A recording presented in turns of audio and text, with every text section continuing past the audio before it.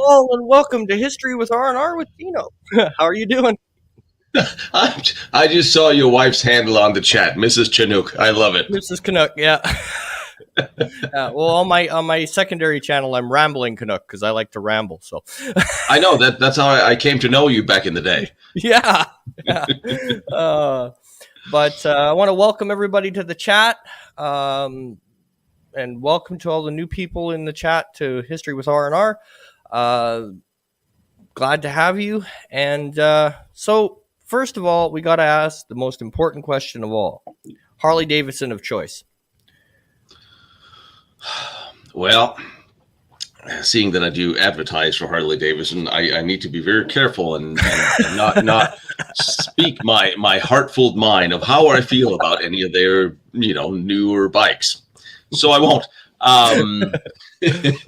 Electric anything that was motorcycles do not built exist. before 2010. I have a love for Softails because with a single Evo engine, it is a stupidly easy thing to work on. It is forgiving. You can always get parts for it. It's just simple. And for the end of the world, I'll stock up on ammo on Evo engines. Yeah, there you go. I think the next Harley is probably going to be a Road King or Fat Boy for a little longer. But I'm putting a bagger together. But you know what? I'm putting it together on a Softail. So there you go.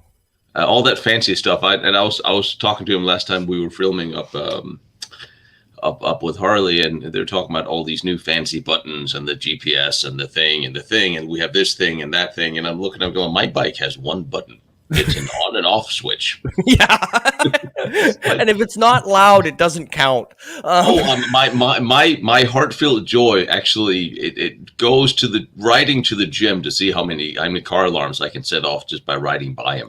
Yeah. There you go. I mean, considering I live in a town where everyone who drives around me are constantly stoned and on their phone, I'm sorry. This is a self-preservation thing. Yeah. I need to be loud. Let them know that I'm around. You're not paying attention unless I piss you off, so you see me.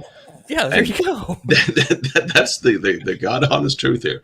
Yeah, I also believe that V8 enhancing mufflers do not belong on Civics, but that's another story for another day. Can you put glass bags on a? My favorite was I saw this person put a scoop on the front end of a Kia Rio. Okay. Yeah. I love when you have there's a certain generation or there's a certain creed of people. Let's call them a creed. Creed is sort of people too. That takes a $2,000 car and spend $40,000 tricking it out. Yeah. To look like a $2,000 car with a bunch of crap on it. Yeah, pretty much. Why don't you just buy a newer car or something that is what it is you want it to be? It's not going to be a Formula One racer, trust me. And get the damn dice of the mirror, please. Now, okay, dice of the mirror by now is almost. No, it's still stupid. Yeah. Yeah. And stop buying H1s. Just get a Jeep. There is only H1. There's only Hummer 1. Yeah. Hummer 2, and then there's 3. The girls version. Yeah, forget it. The girls, but they might as well be Jeeps. I'm just saying. You just buy a Suburban, damn it. Yeah. There you go. All right. Is there any car manufacturer we haven't trashed yet? Well, we could go into Ford, but that's an hour conversation. Yeah, we could go into Ford. So I guess give our listeners a little bit of a background. So you have your history degree and a degree in business. No, it's actually in psychology with a minor in business. Yes. Which is simply useless. Pretty much. It's like, I got a performance arts degree. Austrian harmonica repair for the same damn thing. Yeah. So I guess I'll ask the question I really wanted. What is your top 3 misconceptions about World War II? If you had to narrow it down. That thing, the other thing, and everything. Yeah. get a cup of coffee, folks. We'll be here for a while. Let's get started.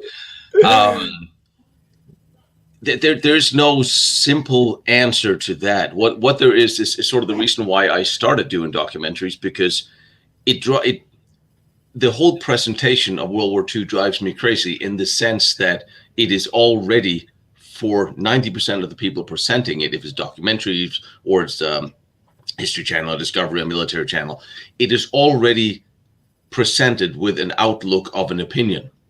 Yes.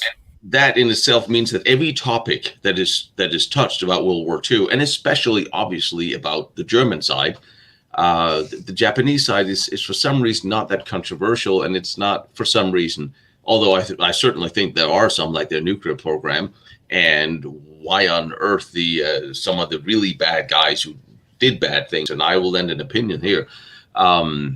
In some of the medical experiments ended up working for an American pharmaceutical company after the war. But we don't talk about that. That's fine. No. That's fine. Mengele No. bad, No. Japanese torture, fine. It's just, and when you look at all these programs, you get an opinion flow that is mixed in with history. And it drives me crazy because, to me, a historian is somebody who explains to you the facts of what happened. Yes. And I try very much to only do that. And if I put in an opinion, like on the Himmler special I did, I will say, I think that. Yeah, exactly. My opinion as a is, because I think it's important for the viewers to make up their own mind. I don't have to tell you every other line that somebody is a bad guy, but I'll tell you if he killed 2,000 innocent people. Then you make up your own mind. And I think that's one of the biggest problems we have in history learning is, as time goes by, and that's all history, everything from the Civil War, World War I, World War II, is that you start skewing it towards whatever political opinion is predominant today, and whatever you can use that for. So you kind of lose history, and you can now start misrepresenting, you start rewriting history, because, well, there's no one left alive to fact check you. And if you do fact check and you find out that something is way out of the mainstream, like my big pet peeve is the German special research programs that are constantly being blocked and classified and no access. And my thought is, well, if this was so straightforward, why are all these documents still classified or missing? Why are all the areas off limits? I was very surprised when you listen to documentaries on just about every one of the top leadership in the German Reich at the time. You'll hear things thrown in that are just false or made up. Yeah. And you really have to dig into, and of course that has formed opinions for many years. Not to say that these were the best children God has ever produced. Let's also be honest about that. Yeah, let's be straightforward here. But what I think is important is, why do people get from a normal childhood to signing an order that would kill thousands or hundreds of thousands of people or result in their deaths, because believing that is correct? Yeah. Because a lot of these guys, they didn't go out and do what they did because they wanted to torture or harm people, and as such, that was the result of it. They did it because they believed that was the right way to go. So and we're not going to get to the bottom of that without really digging into the mud and the manure of, well, how did they get there? What was their stimuli? What was it that people did that made other people hate them so? And we see it today. We see what happens in certain media today. You can have a media story run for years that will make one half of the population utterly hate the other population. Not really based on facts, but based on a whole bunch of opinions that now is taken as facts. And World War II and World War I is the same thing. And that's tragic.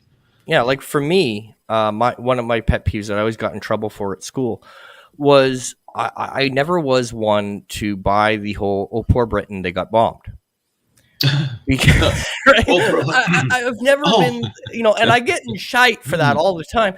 But I'm like, okay, but it was an ends to a means. I mean, without the cities getting bombed, the airfields would have been bombed, the radar would have been bombed, and that portion of the war would have turned out very differently. So, and I'm sorry, but I mean, Dresden remind anybody of anything? So The interesting thing is, I just saw a documentary on. I think it was Google, so it was the I can't. It was one of those timeline documentaries, and they generally do good, good projects, but they get it very wrong. And they literally flipped the narrative of how the air war bombing of cities started. They yeah, literally just took this is what happened. What okay? Let's just what really happened was that there was a standing order for the German Air Force to stay away from the cities and bomb other military installations. One yep, day, a German bomber went a little too far and dropped a stick of bombs on the very outskirts of London, very very outskirts suburbs. Uh, no one was killed. I think it was a couple of chickens and a duck, yeah, literally.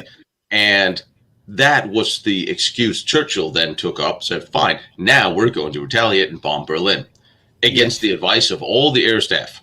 He bombed Berlin 6 or 7 times, where Hitler did not retaliate until he finally went to the Sporthalleplatz and said, if you do it again, I'm going to retaliate and flatten London.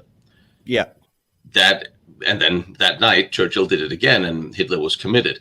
So now that solved a whole lot of problems for Churchill. Incidentally, I'm not a big Churchill fan when you really dig into what he did, but you're Canadian, so you're trying to get away from the British anyway. The rewrite in this documentary was literally that a British bomber had accidentally dropped a stick of bombs on the outskirts of Berlin, and Hitler Oh retaliated. wow. And I'm sitting in my car listening to the girl like, holy, no, how can you do that? How can you even, it's like, did no Yeah, one fact check this? You can only do this if you're deliberately trying to rewrite the past. That can't be yeah, an accident because we all know how this went down. That's not even part of conspiracy history. That's just how it happened. And we know this. yeah. And that's troubling It when is a big because mainstream documentary can do this. yeah, and But like one of the things that I when my friend and I started this channel, one of the things that annoyed me was now I do not say that I'm a historian. I just love history. History is my passion. I love it. Right. So I'm not a historian. I have no credits. Yada yada yada. But when the ones that annoy me, and I won't mention any channels, but are the ones that come on YouTube and they have books behind them and they say stuff like I have books behind the them. getting rid of all of the Russian older generation was the best thing the Russians ever did, and believe it or not, that's being Really? free. Oh yeah, yeah. Apparently, it was the best thing that Russia did was get rid of Uh-huh. all the older ones and bring in the younger guys. It was the best thing that they ever did. Oh yeah, and then the other one was Stalin. Stalin didn't crack when he went away for 3 days. When yeah, he was overworked. Uh-huh. Yeah. So Yeah. I'm just sitting there going, you watch these videos and you're like, Stalin would have paid you a fortune because you're a better propagandist than he had at the time. I mean, poor Stalin, right? Um, never shall those words Exactly. again be uttered. Uh, it is very interesting that when people they look back on the regimes of National Socialism or communism, communism seems to come out better. Yeah, for some reason, yeah. And if you look at boil it down to the numbers, well, I'm sorry, the communism have destroyed and killed more people Oh yeah, by far by far. than National Socialism, and continues to do so today.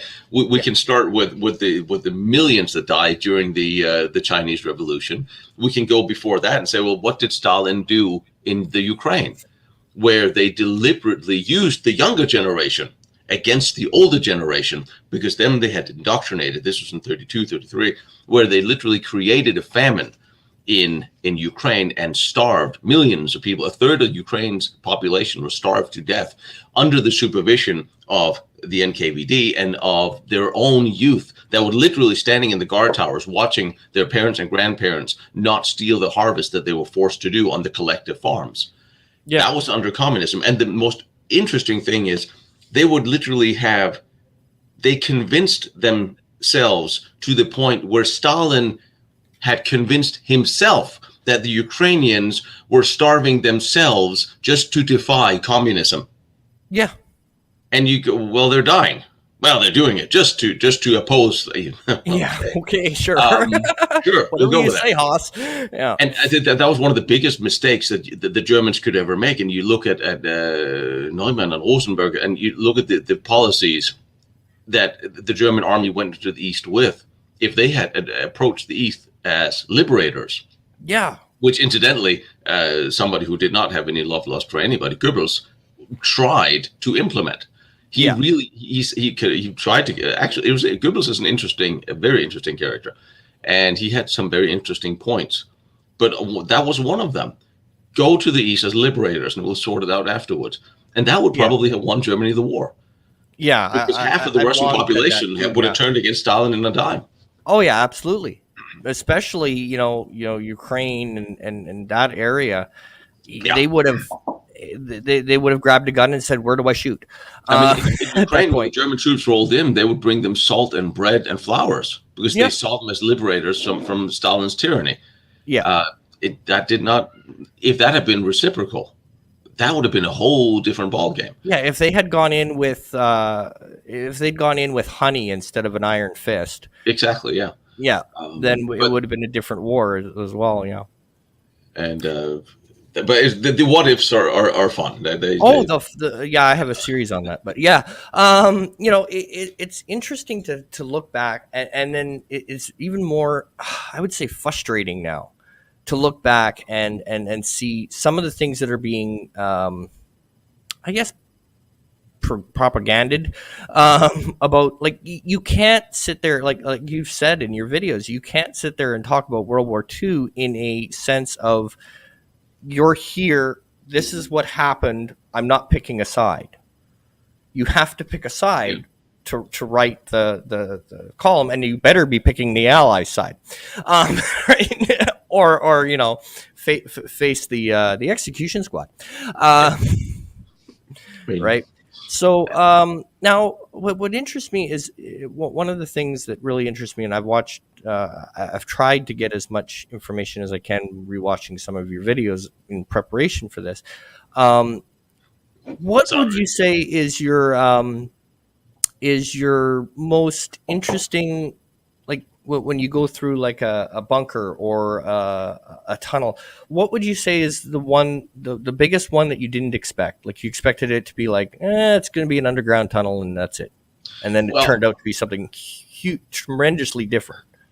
well, not knowing what it is that is yet, there's been a few, and obviously the one we did, I think that was the last episode I did, and I say we, but it's me. Let's face it. Yeah. But we were a couple of guys, and we were supposed to see this underground brewery where Siemens had set up a small factory to do bakelite switches. Apparently, according to an email, I pronounced bakelite wrong. Sorry. Um, Oops. You did better than I would have. So well, I there's don't know how that. else to pronounce it, but I will do anyway. And when we found that thing, you probably saw the episode. Yes. I'm not trying to think if I have any of the graphics sitting right here in front of me. That we don't know what is, and I thought that was unexpected, because we just came from a different tunnel system and drove 100 and some miles, and it was getting dark and there was traffic, and we were like, yeah, well, let's just run through this real quick, because I didn't expect much. Yeah. I didn't tell people where it is, because I don't want people to bother the people there, and I Yeah. don't want anything there to go away Yeah. Well, yeah. by That's the time we that's get there and important. research Yeah. it. But that whole structure they built inside those tunnels, that was a surprise. And I walked in there, and I'm filming it. I film everything everywhere I go. Everything is on camera, so you kind of get my reactions, and hopefully the audience will pick up, well, how to explore it through my reactions, and because it's different when you're there as opposed to when you're seeing it. And I'm Yeah. hoping to do virtual reality walks of things coming up, but that's a different story. But as I walked into that room, and I'm looking around and go like, well, what is these? Why did they build sloping reinforced hallways Yeah. inside a hallway? And I go, that's weird. And I call on the guys like, do you have any idea what this is? No. Start looking at technical tunnels under the floor, and like, well, there wasn't supposed to be an underground. Okay, well, there it is. There's a staircase running down. There's an underground that's been filled up. And then this thing. And everyone will, I've gotten a lot of interesting suggestions. And even the ones that make sense, they don't fit. Yeah. Now, I will say, I spoke with Joseph P. Farrell, who sent me because that's my first thought. Well, this is really technical, and this is there's something going on here. So let's see what he says. He's a professor, and let him be smart and think those thoughts. I'm not a technician in that sense. And he wrote me a very long letter back about what he thinks, and I'm kind of looking forward to exploring it with that mindset, because there's some weird research going on there. Yeah, absolutely. And then as I go back a light, I'm looking at the chat. Somebody's correcting me. We go Bakelite, and Hitler's telephone was Bakelite, and that just sold for $750,000. By the way, wow. I always thought we should bring the rotary phones back, because that way, that would confuse everybody. That would be funny. Can you text on this? Nope. Good luck. Communication. And then there's all this, but there's always a sense of, well, this is the underground. I don't know what's in here. That makes it fun. And you can, when you go into a lot of these places, there's sort of an unwritten explorer's code of you paint little arrows in the direction of out, and so people don't get lost who wants to follow you. And it's always fun when you get into a tunnel and there are no arrows, so you don't know if anybody's actually been in there. Yeah. And there are some places where we found some holes in walls, and so it's coming up. The World War, we really tried to get into the Kaiser Tunnel, in the World War I Kaiser Tunnel in Verdun, and one end was closed, but you can sort of peek through that it's still in there. It's still there. I want to get there. Somebody got a shovel? It becomes a thing. Yeah. It becomes an obsession, because one thing is I hate it when there's information that I can't get to. Yeah. Not patient, and I'm not understanding when someone says, no, you can't go in there. I'm like, well, why not? Really? Especially when we talk about Austrians or Germans, I have literally had people said, here's the key for 284 tunnels, German World War II tunnels, and I can't let you in. Hold out the key to me, like, here. It's like, I'm like, thanks. I no longer like you. I will come back and I will bring Semtex. I'll get in there. But it's just, and then you have to try to go through the process of trying to get in, and you keep asking yourself, why are you keeping these? The safety is always the excuse. Okay, safety really is a valid reason sometimes, granted. But a lot of times, these things were built to last. So safety is a lot of times just an excuse. No, can't go in there because it's not safe. Like, well, I'll sign a waiver. I'll whatever. Sign there, just seal it up. It's fine. But that's hard. And it is a very convenient argument for a lot of governments and militaries. And there are actually, like I said, sometimes it's very valid. But for his history, you can't just lock out historians and say, no, you can't go in because it's not safe. Well, fine. Whoop-de-doo. How much stuff is being 75 years ago, that was not a concern. And I'll tell you something. The episode that's coming up on Friday, if I can finish it, I found a tunnel system up in Czechoslovakia, former Czechoslovakia, that when you look at I know National Geographic, they were there and they talked about this textile mill, and that's, and they had slave laborers and they worked, and the tunnel started collapsing, and they couldn't, so they had to stop working. I'm like, all right, fine, I know there's still tunnels. So I happened to drive by the time before last I was out there, and I'm like, I was just gonna go have a look, because I knew there's some things that was going on there wasn't on the mainstream map, and the Air Force had found some things, and just this is what you see on the little 10-minute bite on that story on TV. They don't really cover the caves except they were collapsing, and I show up there. And I'm like, okay, I go up, this is open. There's a generator. There's a guy inside that's cleaning up, and he's a grip for a film crew because they're getting ready to have a car chase scene in there. Oh, wow. And I'm like, what? What are you doing? It's like these collapsing tunnels that you can't go into where nothing happened in there. They're so solid and so big, they're having a car chase in there. Oh yeah. And I'm like, oh, here's my producer's card. Here's my card. He's a grip, and he's there doing film. Like, all right, let me have a look. And he let me go do whatever I wanted. So I walked through these places, enormous, and I ain't nothing collapsing in there.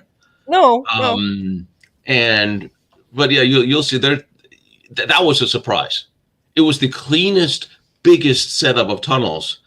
I mean, you could open a restaurant in there today, or Wow. apparently a raceway. Yeah, raceway. Yeah, why Yeah, not? go kart. But It might collapse at any moment, but we're gonna have a race today. Don't there worry ain't about nothing it. collapsing in there.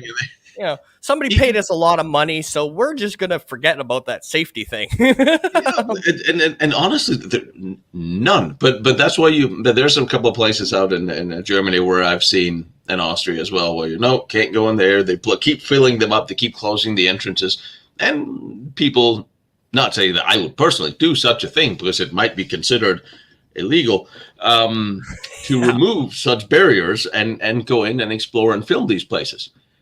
But Yeah, it you needs would to never be do such a done. thing. We look at 1,000 underground factories during the war. Yeah. And when And I I don't got think people really realize because they focus on certain ones.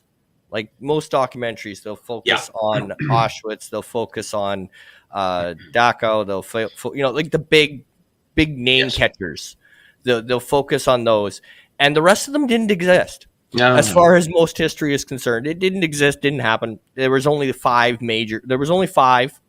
Well, there was about 100 and something, and it's just amazing to me that we sit there and we forget we don't teach in school, especially.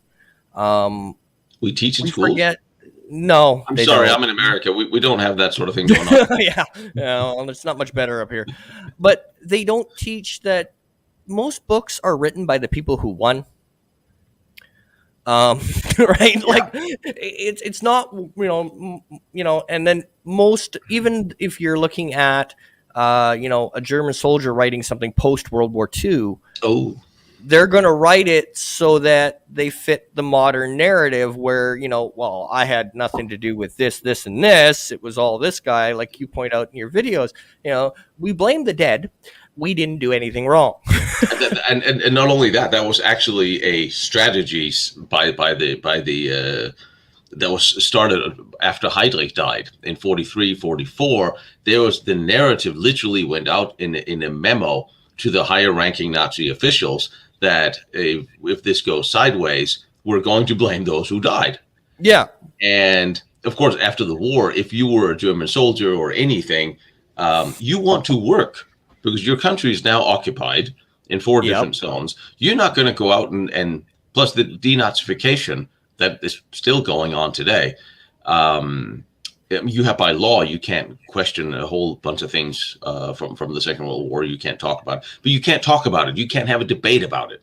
No. And I think that is the biggest travesty of any kind of free society, a free country, or supposedly, as we have for free speech today, we're not allowed to have conversations about things. We can't have a conversation about, I'm not going to mention anything because we don't live in a world of free speech. So let's not be specific, but just let's say that when certain networks have a panel discussion to clarify situations, they'll bring in 10 experts to debate this. Problem is, there's 10 experts on the same side of the topic, not five on each side. And then afterwards, when they have all sat there and patted each other on the back and agreed for 10 hours, they'll come and say, now this issue has been resolved. No, it hasn't, because you will not hear from the other side. No. And we see it today. We're not allowed to have a debate about things. We can't talk about it. And World War II is certainly one of those things where certain things are off limits. And post-war, if you were a German general and you wrote a book, and I know a lot of we all love to read these books, but if they were published in the decades after World War II, you have to think about, they were, let's say, okay, for instance, Schumann. He was the head of the German Heereswaffenamt, the arms bureau.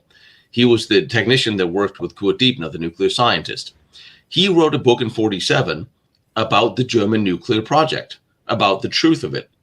Yeah. That book was not allowed to be released by the British authorities because all books written by these guys were due to censorship. Either they'd be censored or they would just not be allowed to release them. I'm still trying to figure out what happened to the original copy because that I want to read. Yeah, absolutely. But, so now you're looking at all these diaries written by all these generals and field marshals and soldiers. None of them would have been published if they still lived in Germany in the decades after the war, unless they met with approval of the occupying powers. So you have to start wondering, did they write this in order to exonerate themselves from bad things that happened by blaming others or, spreading out responsibility so they could still have a job and still go back in the West German army and not be ostracized? Yeah, or absolutely. did they actually write the truth? You have to question yourself. We question these books, question the narratives. And that's really troubling because no one can now go back and republish the real memoirs because the person's dead. Yeah. So and not only that, but it branches off to a more important thing of the most scariest trend I've seen lately is the doctrination of don't question. yeah, If somebody has a degree or is an official appointed representative of a subject, if they say something, it's gospel. yeah. If they work for the government that's in power. Yeah. Don't question. Or the media. Yeah. Well, yeah, there's them too. And they're about as truthful as anyway. But they're the extension of the same thing. Because one keeps one in power, or at least in control. One keeps one in control, and the other one keeps one in power. It's the same. It's the same branch, and we have very few places for an open, honest discussion. Yeah, of anything. And you can't even simple things, like not too controversial, but just simple things of okay, well, like take the bombing of Britain for instance. We can't say but then the Allies bombed Europe 24/7 for a lot longer. And if you say that, it's, well, that's because we were justified to do so. Well, you can't have one without the other. You can't say one is bad and the other is good because it makes no sense because it's the same thing. I mean, you can look at the bombing wars. Well, okay, Germany also bombed Warsaw. They did bomb civilians. It's not like they're good in that. No. Certainly the Germans bombed civilians. Absolutely. And Rostock. But when it came to England, it seemed from everything I've seen and read that Hitler had never wanted to go to war with England. He had written that, he stated that numerous times. He even offered military aid to Britain after she had declared war. It also did seem that Churchill was very bent on going to war with Germany. Oh, yeah. And if you look at some of Churchill's financial ties in the 1930s, it's interestingly if some of them spickle back to the same financial ties that put Hitler in power, which is somewhat rather questioning. When you look, but you're back to businesses and entities, bankers and businesses that seems to have been running that war just like they run the world today. It really has very little to do with the politicians you put in power, but you put a figurehead that is bent on going to war. I would venture as far as to say that the war in the West could have been avoided had different decisions been made. Hitler went into Poland having been told that he's been told by his own internal intelligence and by his foreign service that the British would not react and the French would not react. Yeah. A few days before, he was then British came out with the announcement that they would, and they promised the Poles, just like the French did, that they would act and declare war and aid Poland in actual battle if Germany attacked. So, but it was still a gamble because they had all let Hitler get away with everything he wanted until then. So why would he not think they would still do that one more time? Yeah. It was a gamble, and he took the gamble, and Britain and France declared war on Germany, and then they did nothing for Poland. Yeah, they did absolutely nothing. Absolutely nothing. They let Poland sit there, and even after the war was over, they left Poland to Russia. Yeah, to Russia. They completely abandoned the Polish people, and like I said, the first movie I ever did was actually about that. Yeah. And guess who stole the movie and copied it and never paid for it? Poland. Um, fuckers. I even found I on don't Polish love that. Isn't websites it with Polish ironic? subtitles, like, but they never paid for it, fuckers. Yeah. Anyway, but Bills in the mail. so It yeah, got right. lost in transit. Um, so it is all a little bit obfuscation of why did these things happen, and when you come to the bombing war, and when things really got into it, the Germans would probably have done the same thing Yeah. to British countries after Britain had started leveling all their cities, probably.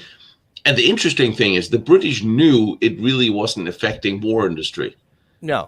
After 1,600 bombers raided Berlin and uh, one of the heaviest bombing raids, the next day, 85% of the workforce still showed up for the arms factories and kept on working. This was never about destroying Germany's arms. This was about killing Germans Yeah. and breaking their Their morale, will. which Yeah. There didn't was happen more morale anymore than than anything. it didn't happen to the British. They didn't break their morale either. No. Except Churchill, who left every time London every time he was told there's going to be bombed. Minor Well done. detail. And then you came right back in and walked around the rubble and told Yeah. people that we can take it. Uh, it's like I would like to like Churchill because he's such an iconic figure. But every time I look for what he did for the British Empire, he utterly lost Britain, its empire. Yeah. And I think to go into the conspiracy of things, that is something that goes back to I have heard that even the royals wanted to get rid of Churchill because he was literally selling out the empire mainly to America in order to get war materials. And I think Hess knew enough of the royals. I think there was a connection there, and that's why they locked Hess up forever because Yeah. he knew a lot of the royals, a lot of the royal families all over the different European countries. A lot of them on the continent, they joined the SS. All of them by the early 30s had a son at least in the SS because that was the thing. That was the cool club. Yeah. And not to, I Nice mean, uniforms. early 30s, they were the well-educated, the well-dressed, the ones who sat in the back of the room and didn't smoke and didn't drink and didn't brawl and just observed. But they had you go in 1930, you go or 33, you go into a movie theater in a black SS uniform, you get the front row seat. Yeah. So most royal families had family members in the SS at that point, and they are still related to most of the royals in England. Yeah. And Hess was an Anglophile, just like to a degree Hitler was in the beginning. So question is, what did Hess know that made it necessary to lock up that old guy who ventured his life at, what was he 40, 50 something? No, he wasn't. Yeah. He was 40, must have been 40 something. Yeah. Something like that. To take that flight and jump out in parachute to bring a peace offer that was never seen. And Churchill couldn't officially be bothered to even meet with him. No. The assistant Führer. There's this, again, There's a we're lot back of to things like that Yeah. are like, huh? What? it, Because at the end of the day, you sit there and on one side, it's like, okay, so you locked him away, but he didn't know anything. Yes. yeah. Yeah, I And don't that, believe you. You're full of it. You he don't wasn't lock allowed. somebody away. It's like the old, it's like the old saying. I think Game of Thrones said it, but you don't cut out a guy's tongue because he said something wrong. You cut out a guy's tongue because you're scared of what he's going to say. Yeah. Right? And I mean, and you look at World War II. I mean, the war was run by lunatics, and I love to talk about the Canadian Prime Minister, Oh yeah. the one who took advice from his dead dog, Oh yeah. and based his political decisions on where on what time it was and where the hands of the clock was. Yeah. Uh, It's I just mean, weird. Yeah. Well, and the funny part the is, Nazis were it's not crazy. better. I mean, It's not wow. any better today. I mean, Oh no, yeah, okay. I'm just saying. As a Canadian, I can state it's not any better now. But he has nice hair. Oh yeah. Oh no, he's running on his father's name. That's what he's doing. Oh, I live in California. Let's not talk about family names running things. Yeah. Uh, but and I mean, even like, and in a way, I do have to say, I mean, all jokes aside, the Canadian military did what they had to do in World Yeah. War II. I never disparage the Canadian military. Our leadership has always been a little wonky.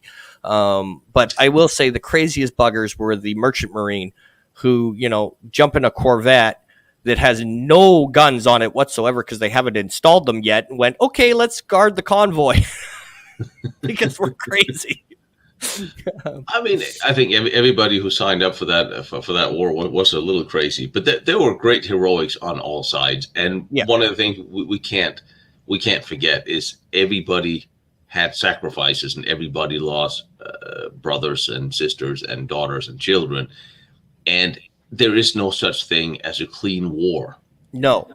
You could say that there are clean surrenders, like when the British surrendered to Rommel. His prisoners in Africa was treated very well, and that seems to have been reciprocal. There were small theaters of war that would, like American and British airmen, Canadian airmen that were shot down over Germany, were treated proportionally quite well in their camps. There were small. There were in France and Belgium when the Germans had taken a fort that the French or Belgians had fought for bitterly. You would see the Germans lining up outside the fort, saluting them as they left the forts. Yeah. So you have these small pictures of chivalry, almost of civility within the war. And you're looking at then, on the other hand, you have a bombing campaign that killed an untold amount of civilians. You have the atrocities on all fronts by others. And then the big question is, well, what exactly was the plan with Germany and German soldiers after the war? Because a lot of Germans by the Allies were detained and, against the Geneva Convention, handed over to the Russians, where they were then killed, like the Cossacks. Was a part of one of the most shameful chapters in Allied military history, to hand over thousands of men, women, and children, knowing they would be killed. Yeah. There were some that said, well, then in exchange for that, Stalin wouldn't have handed over what Allied airmen he had in his possession. And it becomes a gamble, but I think the flaw is on the Allied side, post-war history. We always take 100% of the moral right. Yeah. Thank you. We always stand on the moral high ground. We were the better. We had to, because they were dictatorial. They killed people. They did this. Yeah. And that. And quite frankly, there wasn't a whole lot of things that was done by the Germans that wasn't done by everybody else. Yeah. There was not a whole lot of atrocities committed in Germany that was not also committed by everybody else before and after. Yeah. So I think if you get to stand on the moral high ground, well, then you have to own it. Then you can't say, well, I deliberately bombed women and children, but we're so much better than these guys. Absolutely. You can't sit and say, oh, they killed the Jews, that was terrible, while on the same end you would not accept Jewish refugees leading all the way up until 1938, 39. You kept turning them away, like this ship that went to 5 different ports with 1,000 Jewish children in it in 37, I believe. Yeah, because that was the original idea, deportation. Yeah, that was the original idea, all the way up until the war started, to have them leave. And the Jewish community sort of rallied around that, and they did with it, because of course they also wanted to get to Israel and get their own country, but they wanted to get out of Germany and Austria because that was certainly no more fun. Pardon that phrase, but you know what I mean. Yeah. It was not a good place to be Jewish in Germany, unless you were Jewish and rich, in which case there were certain that were protected by both Hitler and Himmler, which is a whole interesting little subcategory. But still, it wasn't a place you wanted to be. But if you couldn't go anywhere else, you couldn't go to any of these other countries because they didn't want to allow you to. Yeah. Well, that makes it hard for you afterwards to come and take the moral high ground and say, oh, well, they did all these horrible things that we knew they were going to do, but we didn't want to help. Yeah. It was like access denied, and then, oh, darn. Okay, we got to rewrite that. And the other thing that I always find interesting, too, is what's not mentioned in the formation of Israel after the war is one of the main proponents of that was Stalin, because he wanted his influence there, and then they went, yeah, no, and they turned to the United States instead. But details.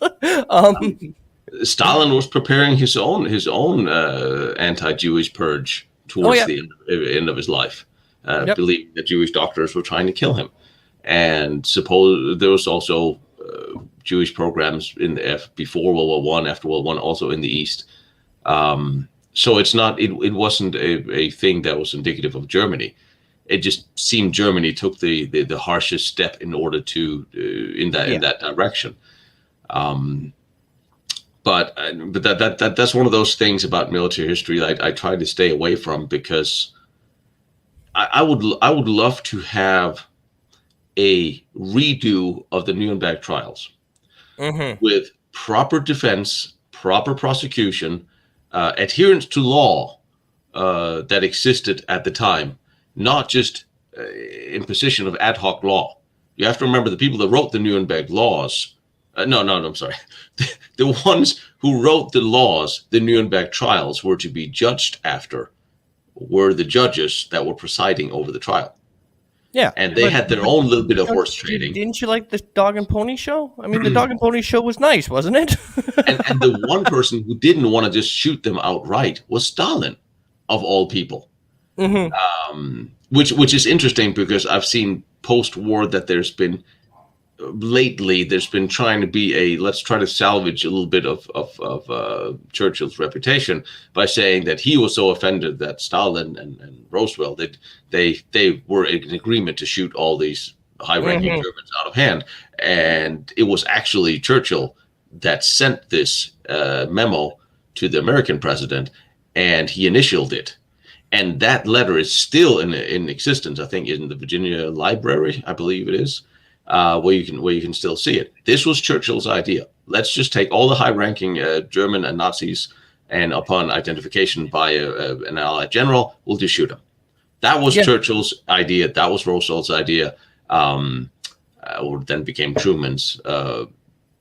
Stalin was against that. He wanted the trials. But of course, Stalin, known for his own show trials, he wanted to be a show trial. Yeah. The Italians, the Italians, they had a few trials. They actually did, where quite a few was just lynched in the middle of the trial, or they were just like Mussolini and his mistress were just shot. Yeah. They solved the problem very differently, and Yeah. some would say under British influence. But we never had, not to mention, that's the other thing about the Nuremberg trials, why I would like to see them redone, because there's a number of laws that are still in effect today that was written specifically based on the judgments of Nuremberg. And the German defenders at Nuremberg, their defense attorneys were not allowed full reign of the archives. Only the Allies' lawyers were. They were the only ones who had full reign, full access, and they would pick out what documents they needed to prosecute these guys. And from what they picked out, those documents were the only ones available to the German defense. So you could literally take a page where somebody's really mad about something, and Goering would say this or that, but on the next page he says, let's save their life and feed them or whatever. Yeah. But that document was not allowed to be given to the German defense. In that time, the German law is about discovering the truth, not about winning or losing like it is now, or what it was. Even Justice Jackson wrote that what happened there had nothing to do with justice. And he was presiding over the trial. And actually interesting that Jackson's representatives were not allowed into the to witness the executions, because he was at odds with everybody else. That he was trying. I think Jackson was. I don't think he was a bad guy. I think he was an interesting lawyer. He never went to law school, but he was an interesting lawyer, and he was an idealist. I think. And tried to do the right thing, while everybody else literally just wanted to lynch these guys. But you had coercion, you have blackmail, you have threats, like Ribbentrop. During the Nuremberg trials, the Russians denied that they had done a pact with Hitler. They denied it. So it never happened. We didn't sign it. It's fake. The document is nowhere. Yeah. And there was one guy in the who was sitting as a witness to something else, who stood up and said, "No, I was there. I was there. I drafted the document. I can testify to its authenticity. Hmm. Ribbentrop signed it. Molotov signed it. I was there that day." And they all, "Oh, well, okay, all right. Well, you come testify tomorrow." The next day, he couldn't quite remember. He wasn't sure. He didn't think so. Somebody got into Oh him, yeah, yeah, yeah. Somebody and got to that him. happened again and again and again. So you didn't have an honest trial. And No. I would like to think, just with proper adherence to law, to see how it would actually go today. Just as a hypothetical legal historical thesis. Yeah. Just Yeah. it would be interesting. It would be, yeah. Unfortunately, then you'd have the modern viewpoints on it. They probably get worse than what they got back then. But That's true, because that is a problem that we often have when we look at history. We look at it with glasses of today. We yeah, look at it with our, you're not going to go to war and carpet bomb anybody's city today. no, I mean, no. You want to go to the Pentagon and say, you know what, we want to win this thing in Iraq or Afghanistan. We're just going to kill everybody. Got a problem with that? Yes, there would be a problem with that. there'd be a big 75 problem with years that. ago, well, that was a matter of policy. Yeah, And World War One, yeah, of course. Let's use some gas. Let's throw gas everywhere. Let's use some poison. Let's just have mass attacks. yeah, We have 100,000 casualties in a day. Today we have 2-3 dudes who fall in a firefight. There's almost an outcry. So everything have changed. The perceptions have completely changed. But you look at World War II, you have to look at World War II through the eyes of that time, through the eyes of the education system, of what had come before that. Before that was World War One. So we no longer do the mass attacks, except for the Russians did. And so back, what was even considered somewhat acceptable then would never be today. But you're no, right, and that's the problem we're having today. That's why it's so easy to condemn everybody. yeah. We don't It's want to easy condemn our own condemn actions because we're us. we're looking at it from a modern perspective when Yeah. we can't. I mean, you look if you go back in history even further, like further than World War One, you go, well, okay, what the Romans would do, we would consider barbaric, right? Yeah. But at the time, it was acceptable. It was what was every You day. know what? It's funny you should mention that with the Romans, because I'm looking at the Romans gladiator games, and after I left the military many years ago actively, I started working in the film business, and I was doing documentaries and movies and TV shows and all that stuff. And I was pitching a TV show where we were talking, and I say, we're not far from live executions or battles to the death. And people looked at me, this was 10 years ago. Like, no, like, no. That's just crazy talk. I'm like, now is it? Because now and I saw last year, it was the first MMA fight between a man and a woman. Mm-hmm. So now we have men and women fighting barehanded. Yeah. How far from that are we really? Because to me, that is barbaric. Okay, I'm a little old fashioned. Men don't hit women. I don't care if it's sports or not. And when we get into this whole new, let's call it the policy development of the Western civilized world or uncivilized world, where men and women are actively competing against each other in physical sports, to me, that's the thin end of the wedge. Because when you start making it acceptable for men and women in boxing matches or MMA matches for men to beat up women, they've volunteered to go there.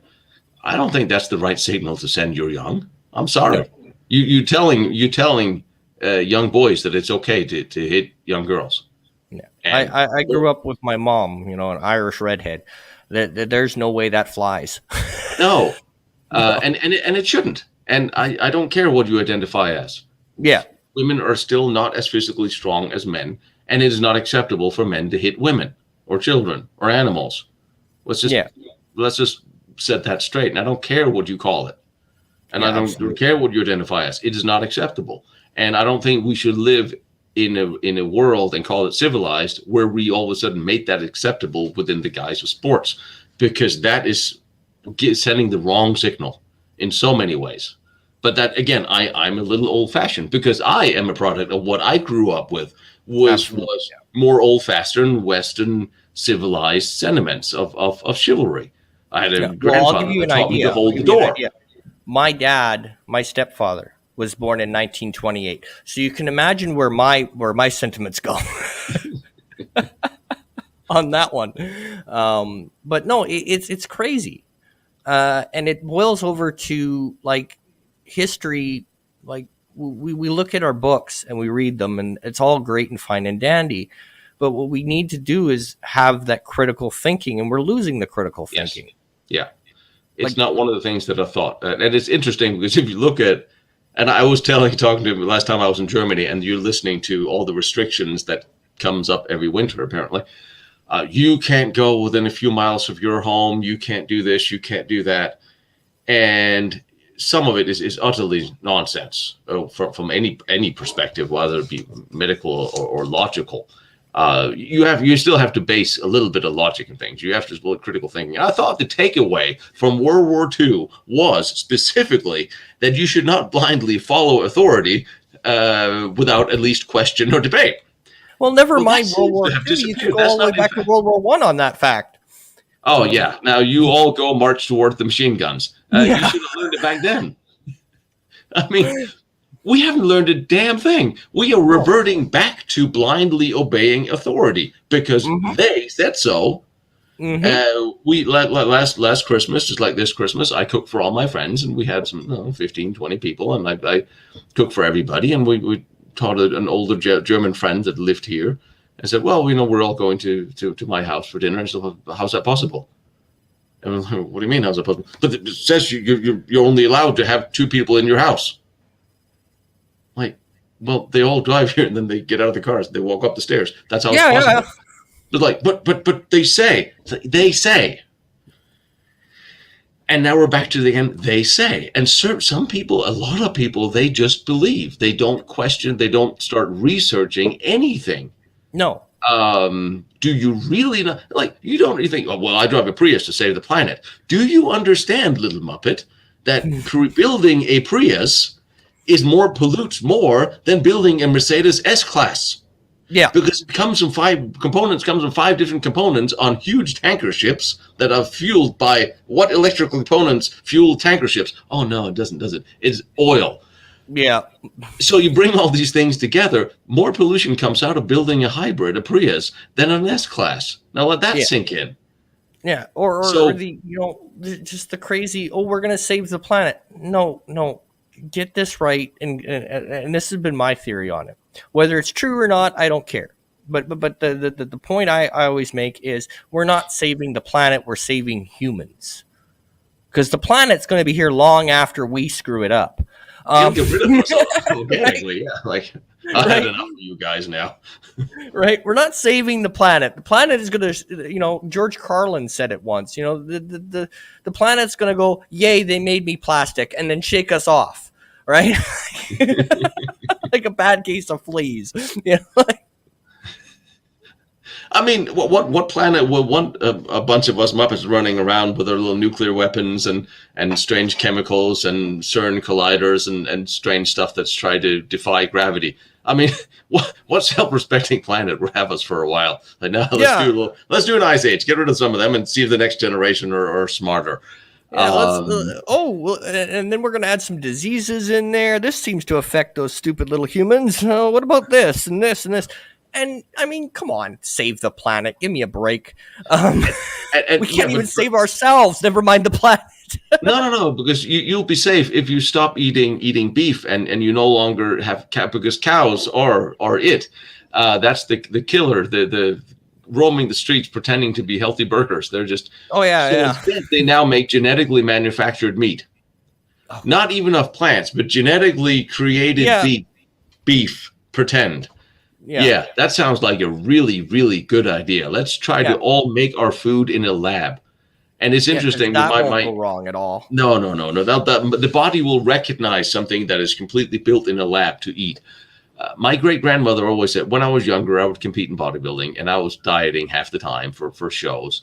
And we would go over for dinner, Christmas and Easter or whatever. And my great great grandmother, she was 90, and she would cook the most delicious foods and amazing food that I still try to emulate today, of ice creams and sauce. And she was like, no, no, you can eat this because it's good for you. It's real cream, it's real sugar, it's real butter. And I'm like, Yep. yeah, it's also real calories, but the bodybuilding diet is a different animal. Today, if I go to a store and I buy any of the processed ice creams, the processed foods, the processed pastries, there are times when your stomach will look up and you go like, what are you doing? Yeah. But if I make my own ice cream with real butter and real cream and real sugar or real pastries, I can eat bowls of it. Yeah. Never a problem. Because your body will recognize, oh, yeah, I know what this is. Yeah. I can break down these proteins. I was lucky. My grandmother had a farm in Saskatchewan. Oh, good. So I grew up, my summers were working on the farm. Let's be honest. If you go to a farm, you're not going on vacation. You're not sitting around. You're doing stuff. You're up at like 6:30 getting eggs for breakfast. Okay. God bless farmers. But my grandma had a theory that if you didn't eat 2 plates plus dessert, you were sick and needed a doctor. Right? If you didn't have 2 plates of food plus dessert, your ice cream and your fresh raspberries picked the other day, you were sick and needed help.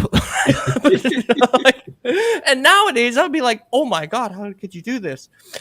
But that was the way it was. I mean, when we grew up, I mean, if you didn't eat breakfast, lunch, and supper, and I don't now, but, there was something wrong with you. You needed to go see a doctor. And there is something fundamentally different. I mean, if you go to a garden and pick peas, for instance, and you eat those, and then you go to the store and you get peas, they taste different. Yes. It's funny how nature without preservatives doesn't. Yeah. We're back to the bread you buy. If I buy bread and I go to the bakery and actually either do that or bake it myself, it'll last for 4 or 5 days. Then it'll go bad. Yeah. If it doesn't go bad, then I'll worry because what did you do to this thing, this supposed food here that doesn't go bad? And not that I want to that's why I like to talk about history, because history brings us back to a slightly safer place in conversation than anything present day. But present day, why is what has happened today and what's been going on the last couple of years not brought us into a global conversation about health and fitness and food and nutrition and preservatives and crap in food? Our food has less valuable nutrients and vitamins than it ever had before. It's mass produced. We pick our fruit before it's ripe. It's ripened by radiation. Everything we get in a grocery store is, for the most part, not really particularly good for us. Why are we not talking about this? Why are we not talking about getting in shape immune systems, fitness? Why are we not trying to talk about toughening up the next generation instead of dumbing them down and making them weaker? That's what we really should be talking about. Because that would be counterproducctive. I know, and you can't sell medicine to people who are not sick. Oh. Exactly. It'd be counterproductive. But in the other thing too, I mean, if you look at just everything on we sit there and we think that we're so advanced. That always makes me laugh. When they go, well, we could never build the pyramids today. I love those documentaries because they make me laugh. It is like, what? You're serious? What? Yes, we could. We've sent a guy to the moon. Like, I think we could build a pyramid. I mean, but the thing is, we have cranes now. But we would have to get the zoning permission. Then we would have to get the surveyors. Then we have to get somebody to find out if it was electrical sound and is there access for the handicapped. And by the time is there enough ventilation? Is there a fire escape? They will not open one of the huge flak towers in Vienna because they can't install a fire escape. Now, this is as a museum. They won't open as a museum. This is a huge cement block that's 100% cement, concrete, and steel. What exactly catches fire in there? But they were, no, we need a fire escape, so we can't open it because it wasn't built with a fire escape. We can't build what we built back then because we are now so adverse to any kind of risk or danger that even the smallest, most ridiculous one will shut down a project. Yeah. We can, Well, I mean, simple. I mean, you can look at it like this. When I was a kid, right? One of my toys when I was a kid was a hammer, nails, and a saw because we went to build the treehouse in the backyard. If as me as a father, even with my kids, handing them a saw and hammer and screwdriver and said, "Go build something," I get in shite, right? Like you let your kid play with that? Yeah. You but know, if you're going to my go, if you dad's theory was, you cut yourself on something. I bet you won't do that again.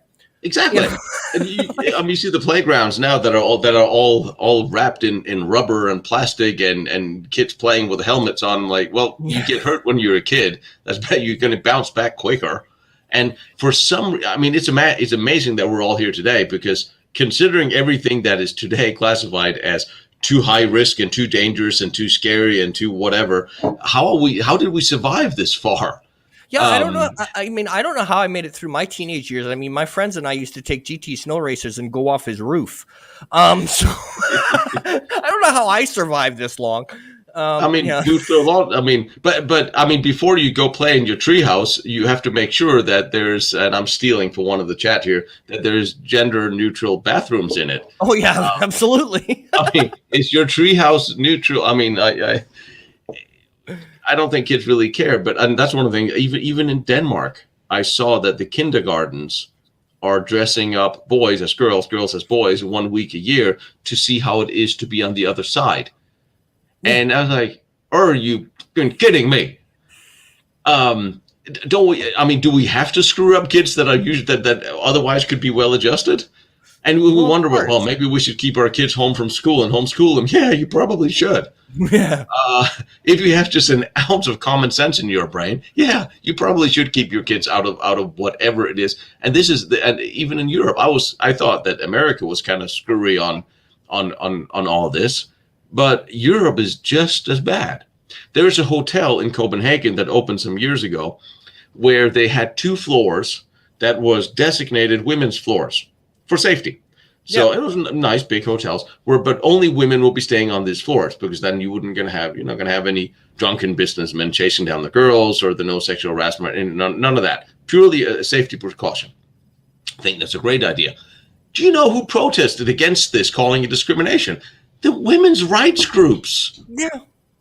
And I'm like, but this is for women's safety. The hotel had to stop. They have Yeah. to cancel that. I'm like, but what? Yeah. We're just It's allowing so. this complete utter nonsense to go on. So when we look back in history and go, yeah, okay, maybe they're barbaric, but at least they had a bit of common sense. Yeah. Well, common sense is so in short supply these days. I mean, like I had to laugh because my son got in trouble at school about 2 years ago, 3 years ago now, Shocking, being your son. right? Because he's too much of his father. They were talking about these topics, and my son stood up in the class and said, "Well, I identify as an attack helicopter, and you have to respect that." Um, I got a phone call from the school that day. I um, mean, in the military, well, in some organization that I have affiliation to that shall not be named, we get surveys constantly. And in the last survey about, what do you think about this? What do you think about that? What do you think about this? Anonymous, but it's sort of what do you identify as? Did the last one start? And I'm like, I identify as my rank. What do you think I identify as? How is this a question on a visual? What is wrong with you people? yeah, I mean, and it's like, and it's nothing. No one in the military have ever identified as a gender. You get identified by your rank. rank and last name. Are you stupid enough to jump in on this bomb or not? Yeah. It's just, I was like, okay, all right, you can't win. No, Um, you can, and it's crazy because we sit there and we look at everything, and it's just the even in history we repeat things because we don't learn yeah, from them. yeah, we don't. That's what we all started. And I'm going to take back what I said that we can't win because we can win, but we can't win if we don't fight. And Yes. that's what we're not doing. We are sitting here hoping it's all going to go away, just a fad. And if you look at the past 20, 30 years, this stupidity just grows and it keeps getting worse. We are Yes. not winning because we're not actually fighting. We're not looking ahead at what these guys are doing. They A couple of vegetarian hippies in a hut did not sit somewhere and decide we're going to make the world vegan. No. It didn't come from, with all respect to vegetarians. I mean, Hitler was a vegetarian, so he's a vegan. Um, yeah, there's a joke you can take forth to your vegan friends; they'll enjoy it. Um, it didn't come from grassroots. It came from up. To a lot of these things that everybody thought, well, this is a grassroots movement. They wanted to be vegetarians. They want to be this one. It comes from above and down. Yeah. Somebody who's pulling the strings for with a long-term plan, looking at, well, we want to. There's a population issue going on. How do we manipulate the food? How do we make everybody want to? We try to make. Why do they want to get rid of cows? Think long term. What is it they want to do? Do they want to be able to feed a twice as big world population based on plants and manipulated food or genetically grown? Yeah. Or is there not enough cow? I mean, what is? I always look at the long term, just like in politics. When I was working with those issues in the service, trying to figure out, well, if this happens, who benefits from this 5 steps down, and why? Why is this happening? It's a little bit like the rope a dope, because you always see an event here, and everybody's looking at the event, but what is really going on is over here where no one's looking. So Yeah. always look the other way, away from the event, and look at what they're actually doing while everyone's attention and that is focused on something else. But think ahead. Why are we going the way we're going as a world? And from, I was like, this is my background in history and psychology is going. I'm trying to figure out where are they taking us. I don't even know who they are, Yeah. and I don't really care because there seems to be an agenda to roll us over the known edge. Like they want to get rid of cash. If they would get rid of cash, we are so screwed as a Well, yeah, world, because as people. they started that when they took it off the gold. Yeah, but they want to get rid of physical cash. That Yeah. will leave 100% control in the hands of whoever runs the computers. Yeah. There's no going to be paying your gardener $20 to mow the lawn. There's no going to be any of that. They get rid of this, there's 100% control, and that is really, really scary. You go to Europe, a lot of banks don't even have cash. And I'm sitting here thinking to myself, it's happened so slowly. No, you can't pay with cash here. You can't pay. No one notices, Yeah. but think this thing through and look ahead. But everybody's focused on the here and the now and the big noise and this or that they don't take time to step back and look at the bigger picture and where this is going. Because if we just sit back and do nothing, then we will end up in this. Well, we'll be ending up in 1984. Yeah. Well, and that's the other that's thing, too, scary. I mean, if you look at it like this, the one that always makes me laugh hysterically is when they go, "There's a food shortage." That one makes me laugh because I sit there and I go, "Okay, let's be rational about this. What do governments do when there's a shortage of something? They regulate the hell out of it." Oh, yes. Right? Oh, yes. So if there was a food shortage, do you actually think Safeway would be able to throw away thousands of pounds of food a day? No. The government would be there kicking their ass. I'm sure the EU is still paying farmers to not harvest or lay certain fields dark every other year. I'm pretty sure they still do that. Yeah. So it's talking points. If you talk about anything most of the time to most people, you get talking points. If you go beyond those talking points, that's when you get into those I don't I have to look that up. I don't know. Or they just regurgitate the same talking point over and over and over again, and you just go, you have no idea what you're talking about, do you? Nope. That's why you have don't. a nice day. That's why you don't have honest debates, because No. people you look at all the people. Oh, elections matter. No, they really don't. No. It's really, sorry, it doesn't matter. That ship has sailed. That's pretty well documented. And when we have election security that is worse than the ones we held in Iraq 10 years ago, we as being the United States or UN troops, no, forget it. But you don't have a real conversation between majority of politicians on either side, because they don't have a damn idea what they're talking about. No. And most of them are lawyers. Lawyers, they argue to win. They don't actually Well, that's their job. That's what they learn. We don't have craftsmen in office anywhere. We don't have people who actually care or is in any which way connected to people, to the real world. And I think that is one of the problems we're having. And it coming full circle is reasons why I'm trying to present history in the way I do, not just to mention, not just to present history or historical locations or events, but also from time to time when it's possible to take the bigger picture of show what happened in a country such as Germany that went off to the side and just kept going the wrong way with a leadership that was completely conflicted. And Germany could have won the war on a number of times. Yes. But it was the most dysfunctional relationship between the leaders ever.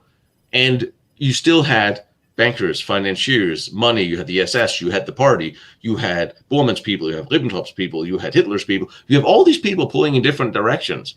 The only way they're not going is forward towards their declared aim.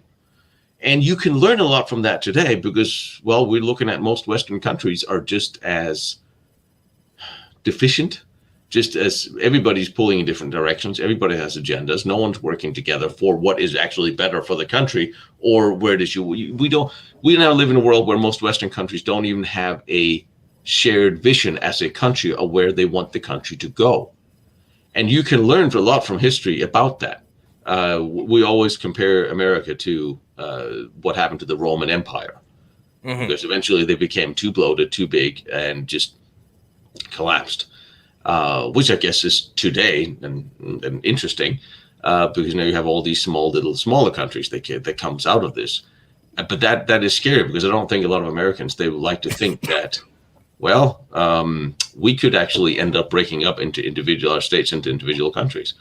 I'm not saying that it is pending, but I'm seeing it from a historical perspective as a distinct possibility of what held Yugoslavia together. During the entire Cold War, what held Yugoslavia together? The Russian might did. They were within the fold, and any kind of dissension was, well, put in prison. Yeah. What held Ireland together, North and South, for a long time? The British Empire, as still do. But what happened to Yugoslavia the moment the big hand left? They went back to fighting and split up in a whole bunch of little countries. Who's holding this big country together? Because now we're so divided. And from a historical perspective, it's scary. It's really scary. And I understand why a lot of people, they don't want to look at what's going on today and draw historical parallels, because it's frightening. It is truly frightening to see where the global agenda is taking all the individual countries and dividing us against each other. Whereas I just see, like 10 years ago, 20 years ago, we were not divided in this sense at all. We were much more united as people with an interest or roots in the countries we were from. So, well, and nationalism is bad. It's wrong. You know, you can't be proud to be Canadian or proud to be, British or proud to be American, because that's looked at as bad. Right? Yeah, it's the bad. No, that's bad. That's bad. If you're a proud American, you're literally a Nazi. Oh yeah. Still trying to figure that one out. Yeah. Well, my other favorite, you brought up the UN, so I'll put my 2 cents on this. My favorite line about them is that they'll advocate that each country gets a vote. One country, one vote. Doesn't matter how big, doesn't matter how small. That sounds good. What they forget to mention is the veto. Yes. Right? So it doesn't matter what the vote was. If the United States doesn't like it, it's vetoed. If Russia doesn't like it, it's vetoed. So like, if Iceland doesn't like it, it's vetoed. Yeah. But I missed what the EU did to Ireland when they were talking about leaving the EU, because the EU is not really a solid block of people who wants to be in the EU anymore. But when they tried to leave, the bankers literally shut down the Irish bank and brought them to the brink of bankruptcy. I don't remember the details, but I seem to remember that is roughly what happened. So the Irish were bullied to not veto or not to leave. And that's what you can do when you have a big organization such as the SS. I mean, the EU. I mean, the SS. I mean, what are we talking about? Yeah. Well, my other favorite is like I'm looking at the EU right now, and with Britain pulling out, that leaves Germany to pay the bill. I don't think this is lasting very much longer Oh, the Germans are because doing exactly what they're told, I hear. yeah, like they're I mean, the two main financiers of the EU was Britain and Germany. Well, now Britain's pulled out, so now that leaves Germany to carry the bill. I don't think that's going to last very long. It's interesting because I don't know anybody and I do travel a lot, as you know. I don't know Yes. anybody in Austria or Germany or France or any other countries I go to who are in any which way happy with their government, who trusts their government, who likes the EU or the policies. I have never heard anybody say, "Oh yeah, they're doing a pretty good job." Um, it's very interesting because I have never met anybody, for instance, who ever voted for Merkel ever. I've never No. heard anybody say anything good about her, and yet she keeps winning. And one of my German friends says, "Well, the German people are still too comfortable, despite the fact that new immigrants now get sometimes up to twice as much as the pension of Germans who worked there their entire life." But Germans, they don't take to the streets and riot much. Americans don't take to the streets and riot much. Westerners don't take to the streets and riot much. Um, and if you take that, well, if you don't actually voice your opinion, the people, the powers that be, are not going to change their direction literally until the horde is at their door making them do so. Yeah. And that's not an incitement in any way. That's just a fact because Well, they're way too comfortable. They're living of all this gravy, and you have all these unelected people who are passing laws or being paid. As you saw, the British newscast got one of the Austrian politicians in trouble by posing as a company and how much money we need this passed in law so everybody uses this project. How much money will it take? Oh, they had it all on camera. Oh, yeah. yeah, no, you pay this, and we'll do this law for you, this for you, this law for you, and Whoops. like, oopsie daisy. And that's just how it is. We're again run by people with money, bankers, and big Yeah. business. And what a lot of people don't see, and I mean, it's so blatant now, is the way that people stay in power is divide and conquer. Yes. Right? They have us so divided, and people don't see it. I mean, Yeah. we're divided on race, we're divided on sexuality, we're divided on male female, men against women, women against men. The only way that anything is going to change is if we unite, Yeah. because a And they united don't front like can't that. fail. But they don't want that, No, no, so no. they make sure we're divided. The more Yes. divided we are, the easier it is for them. I mean, lo and behold, if we all sat together in groups and actually conversation, no, we can, no, you only be two, you can't meet, you can't go for holidays, you can't, Mm-hmm. and yeah, it's really obvious, and it's very, very interesting the way the propaganda is being used, or the news. Like Goebbels always said, there's good propaganda is when people believe you, Yep. and well, that's the problem. You have half of the world's population is turning on the TV and they believe what they see because they never thought to investigate what they see. And I think that the critical thinking and questioning is one of those things that should have come out of both wars, should have come out of all wars, because pretty much all wars could have been, they could have been stopped. They could have not happened. Some wars you fight for the sanctity of protection of waters of other countries. Um, it's hard to say where was the line drawn. World War One most certainly could have stopped. There's a number of there were so many stopgap points that was overrun before leading up to World War One that where any number of entities could have, no, we're not doing this. The German Kaiser could have pulled it, the British could have pulled it, the Russians could have pulled it.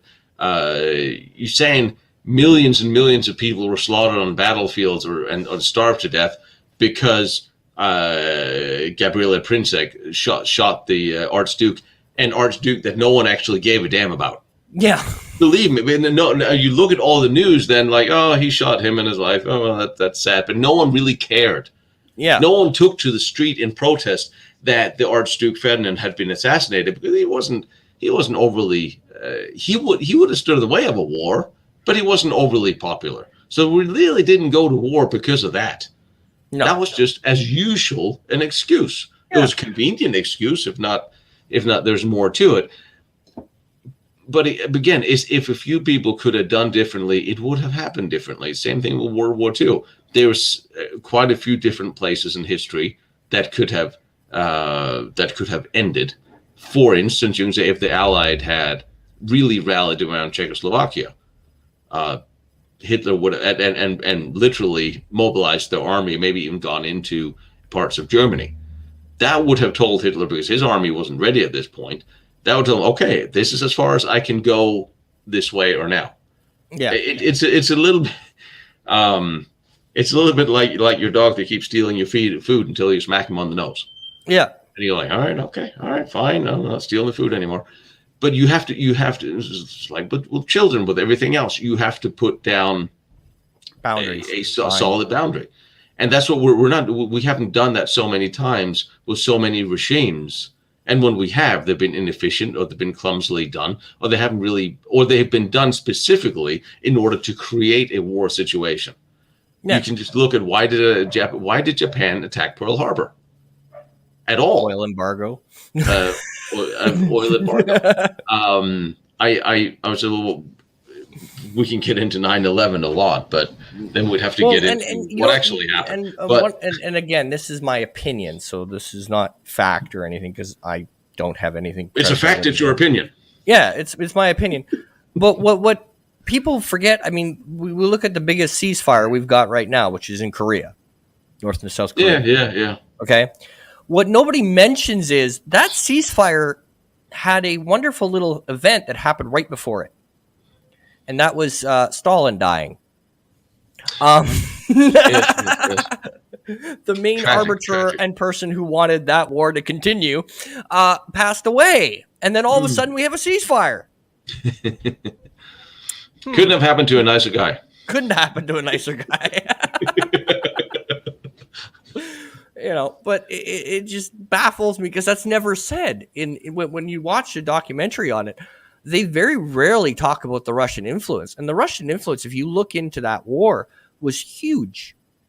Yeah. I mean, Mao wouldn't have even gone into North Korea if it hadn't have been for Russia or Stalin saying, "If you go, I'll come out right after." Russian pilots flying over Korea against the UN coalition. Yeah. We can. I mean, when we talk about the support for the Mujahideen, when the Russians had invaded Afghanistan, when they were occupying Afghanistan, we always talk about, this was the CIA that was supplying the Mujahideen with it. We even saw the movie with that I can't remember what the name right now, where it was all CIA that did all this. Well, the West Germans had a large influence of sending weapons and materials to the Mujahideen. There's always been a relationship between Muslim Brotherhood, about the Muslim countries, and Germany, and the German Kaiser during World War I was the first one to appeal to the Muslim Brotherhood for a jihad against the West. And after World War II, during World War II, there was a collaboration, and after World War II, a lot of Nazis and trainers and SS men went to Egypt and so on and so forth. The Germans had a heavy influence in that, and what good did all that do? Not a hell of a lot. We've always trained most of the people that hate us today, being the Western civilized world. My favorite, and again, this is my opinion, and non-learned opinion, but the one thing that always confused me when they did the Afghanistan war was when you'd get these news reports of, well, they're hiding in bunkers that we don't know where they are. And that always bothered me, because I'm like, wait a second. If I go back in my history and I look at when Russia invaded Afghanistan, wasn't it the United States that built those bunkers? So shouldn't there be a damn map somewhere, right? And we did this project here, and here, and here. That's probably where they are. Right?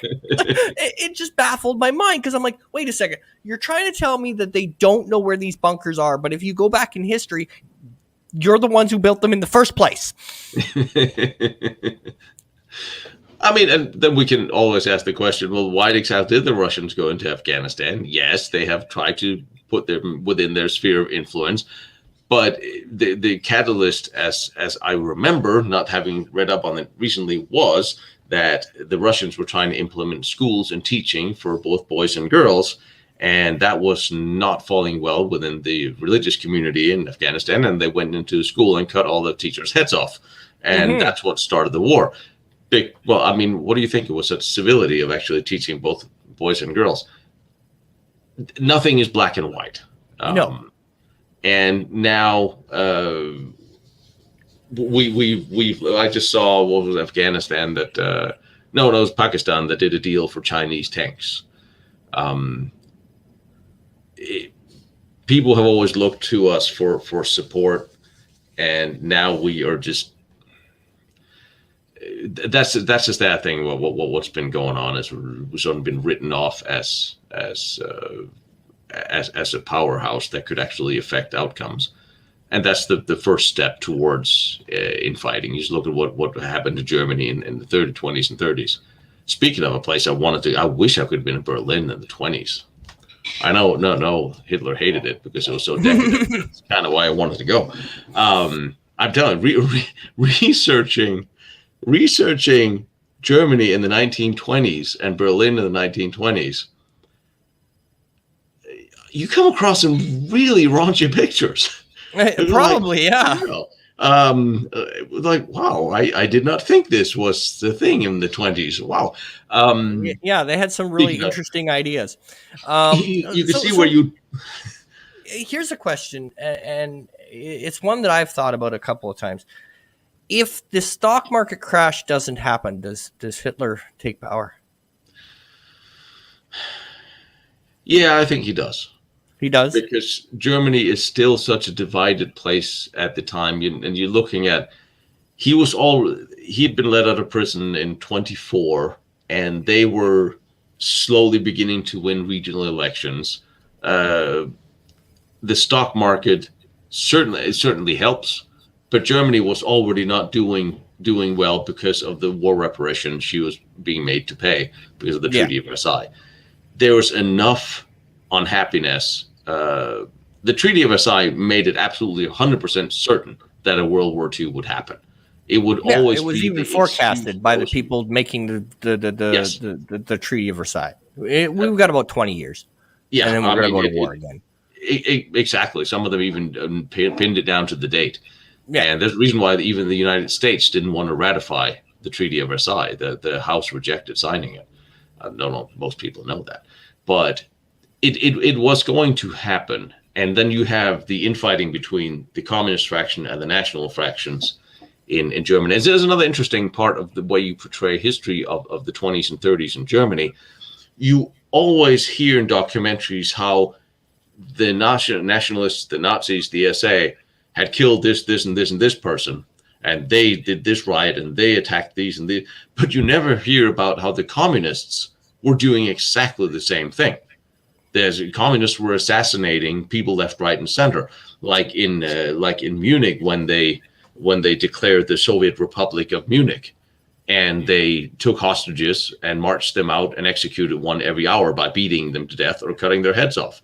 This was communists that was, some of them were Russian in Germany, that was doing this out in Bavaria.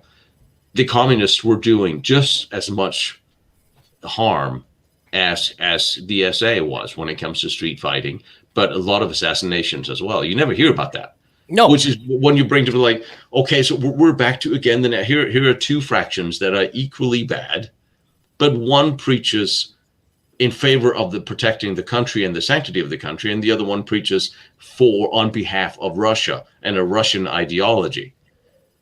Sooner or later, that would have brought Hitler to power anyway, because you cannot go, although it seems to be working quite well, you cannot go to a Western country and say, we want to live like communist Russia, communist China. yeah, If you're up against a country that says, well, no, we want to protect our laws, our boundaries, our culture, because that is still where most people in most countries come from. They come from their own country, and they're yeah. kind of happy with the way things were. So with that argument, it made it easier for a person like Hitler. Also because Hitler did take the sides. that was actually an interesting argument between Hitler and Strasser, who was all there's several people that were competing for party leadership. Hitler was the leader of the party, but he had regional people that was competing. Goebbels could certainly have become had taken over Hitler's position. Had say if Hitler had been assassinated in the late 20s, Goebbels could certainly have filled that role because, and most people, they just think he was the propaganda minister talking into a microphone. Goebbels would hold rallies of 50,000, 60,000, 80,000 people himself to hear him speak. He was just a big personality as Hitler was. That the fact that they weren't competing was pretty much only because of Goebbels' loyalty to Hitler. Yeah. But if Hitler had been taken out of there, even Himmler was out speaking uh, in public stadiums and so on. So, and then you had Strasser. And Strasser, he was leaning far more left towards a communist way of life, a socialist way of life than Hitler was, because Hitler was courting all the industrialists and the bankers. And we Well, all of course. know if you're going to take over power, you better be a friend with the people who has the money. And the And that's military. and the military. He was courting the military, and he was courting the people with money, and they supported him. The bankers and the industrialists, all the way from from after he got out of prison. So there was a brand new Benz waiting for him outside. He had already had he was the guy. He was the anointed Yeah. one Well, somehow and not by only that, but someone. what doesn't get covered a lot is like the programs he put into place, like the Autobahn, stuff like that. The Yes, bill, like putting people back to work. Nobody really. I think a lot of his popularity came from the fact that he was, whether it was right or wrong, what he was doing, he was giving them the idea of everything is getting better, right? Because yes. people are I going mean, back to work. he had Da some da da da horrible da. economic. Yeah, I mean, Germany. It was a little bit like borrowing money to spend them on hiring people. Um, he in one way he was a micromanager, but on the other hand, he was even when the war was the worst, people didn't blame him. Although you say, well, he's sort of the one that got them into the war, yeah, because everyone else around him was not keen on Czechoslovakia, Poland, or France. But he was still the guy in charge. And the interesting thing, he the moment he became chancellor and the moment he went into Poland, he really didn't take any more domestic policy decisions. He didn't sit down with his politicians. He stopped running the country and left that to other people, such as Bormann, who yeah, he literally turned to Bormann and said, "Well, keep the party off my back. yeah, Let me." He was run the war, and which is really interesting. So a lot of the things that happened were micromanaged by others. He would know what was going on in the country, but he wasn't on hands. He's been 800 days in a bunker sitting out in East Prussia, yeah, where almost all information.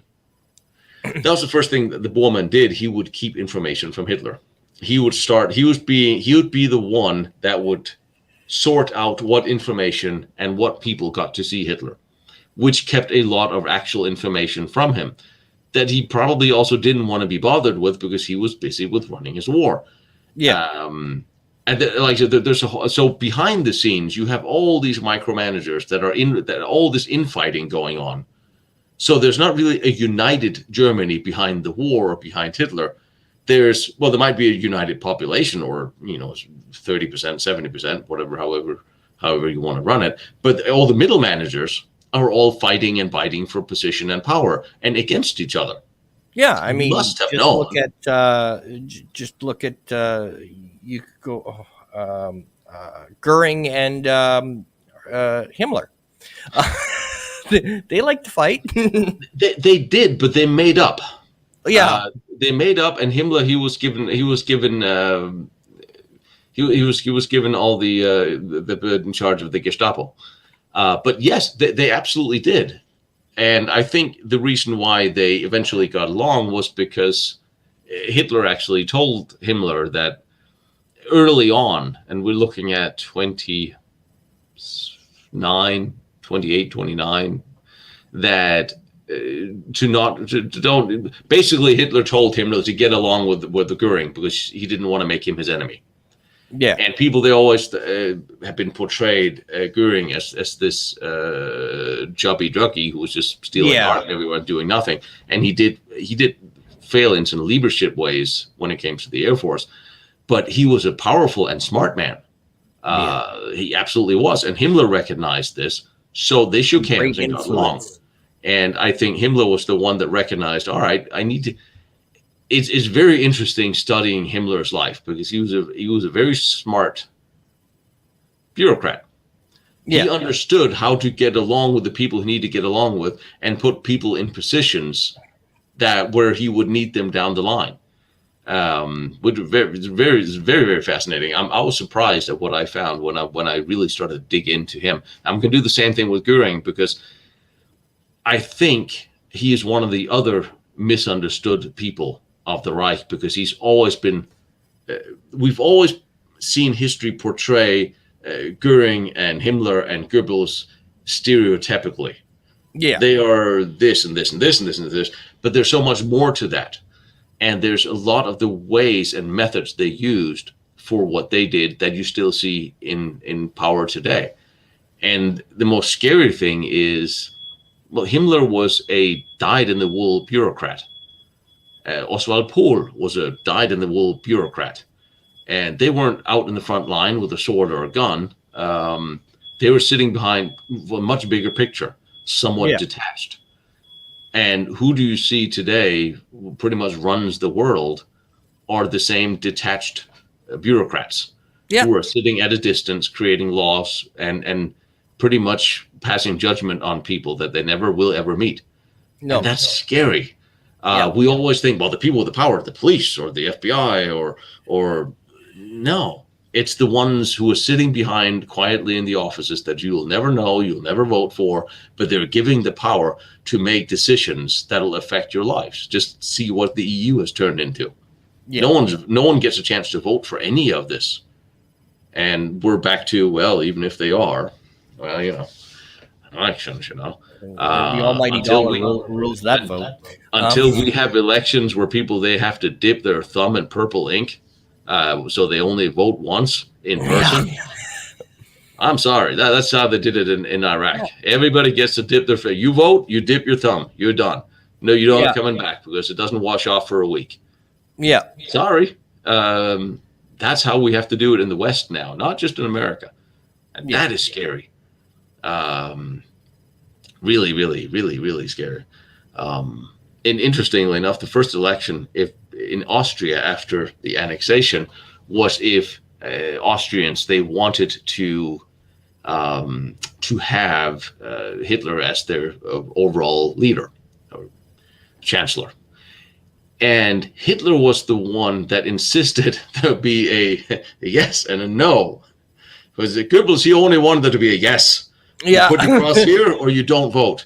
And Hitler said, no. We got to have a yes and a no. Give them the chance because he was so confident. And we've always been heard about the referendum after the annexation.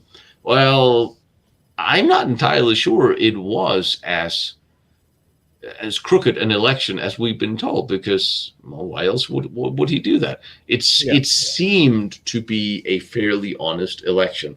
And when you go through Austria and you see talk to the locals and you see their photos from Hitler and Himmler rolling through Austria, I didn't see a lot of people that was unhappy. They see a lot of waving of flags and a lot of people that were quite happy with it because Austria had its own problems before Hitler came in. They was in a similar but different type of dictatorship. And they had some vast political problems. So again, Hitler seems to have been seen as the liberator. And all those scenes were cut out for a lot of the footage that was shown in the Nuremberg trials. We don't want to. And I love my Austrian friends, and even those who work, even the guy with the keys, I love him, and I understand where he's coming from because he has a job to keep. But when you talk to the guardians of historical information in Austria, you got to think about Austria has two different museums, each to their different narrative of Austrian history, the black and the white. They literally do have two parallel histories of Austrian history. That one and that one. They're Yeah. both correct, but they're different. Yeah. Well, it makes it a little confusing Just because a they're tad. also conflicting with each other. They're completely opposite. There's the left and the right narrative. And when you talk to Austrians, you really get the sense that, so, well, we were not, ever since all in Austria were on vacation from 1938 to 1945. And when we come back, the Germans did all this. Yeah. And you're like, what? No. We had nothing to do with it. Nothing happened here. Yeah. Okay, all these things, and like, was it like a half of the SS leadership were from Austria?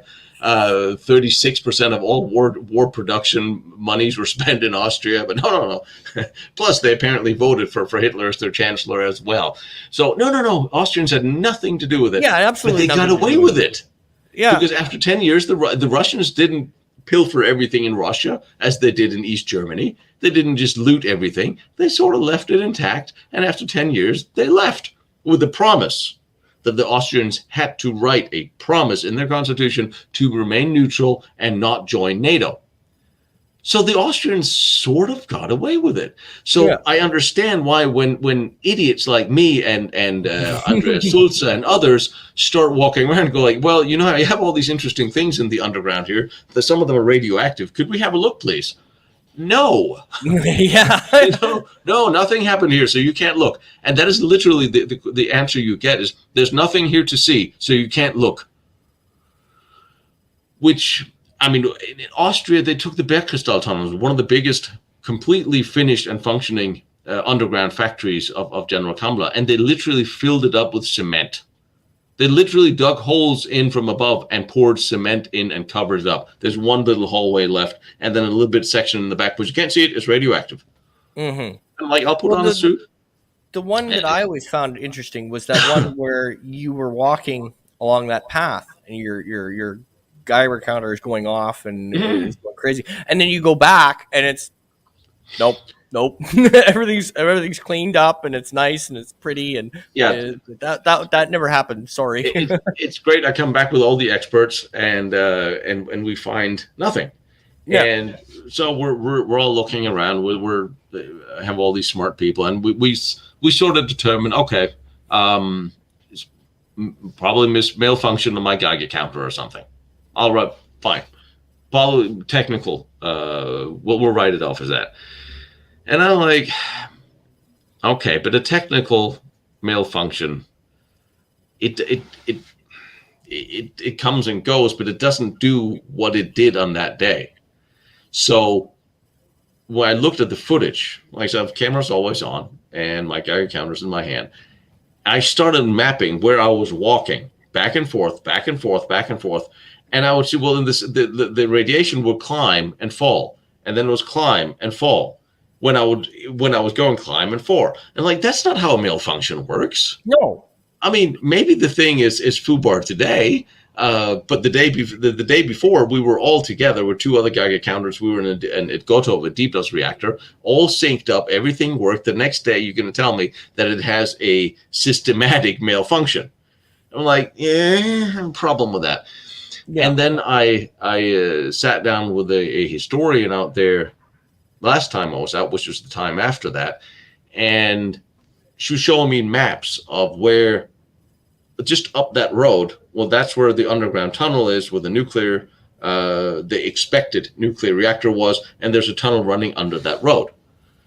So literally, there could have been something under the ground that they had access to. Then, and I did the biggest mistake ever. I put out the video. Sam found something. This is what happened 3 weeks before I came back. Mm-hmm. So that's why, because to me, this is not about me running around finding stuff and keeping secrets. And the world is full of historians who will not share their information. It drives me utterly crazy. Even the smallest thing, the West Wall Museum was built by the Germans way before it started in 1934, I think. There's a guy in Metz in France who's a private historian. He has the construction maps of this museum. he will not let them photograph it or take pictures or share it. And they run the museum of the damn place.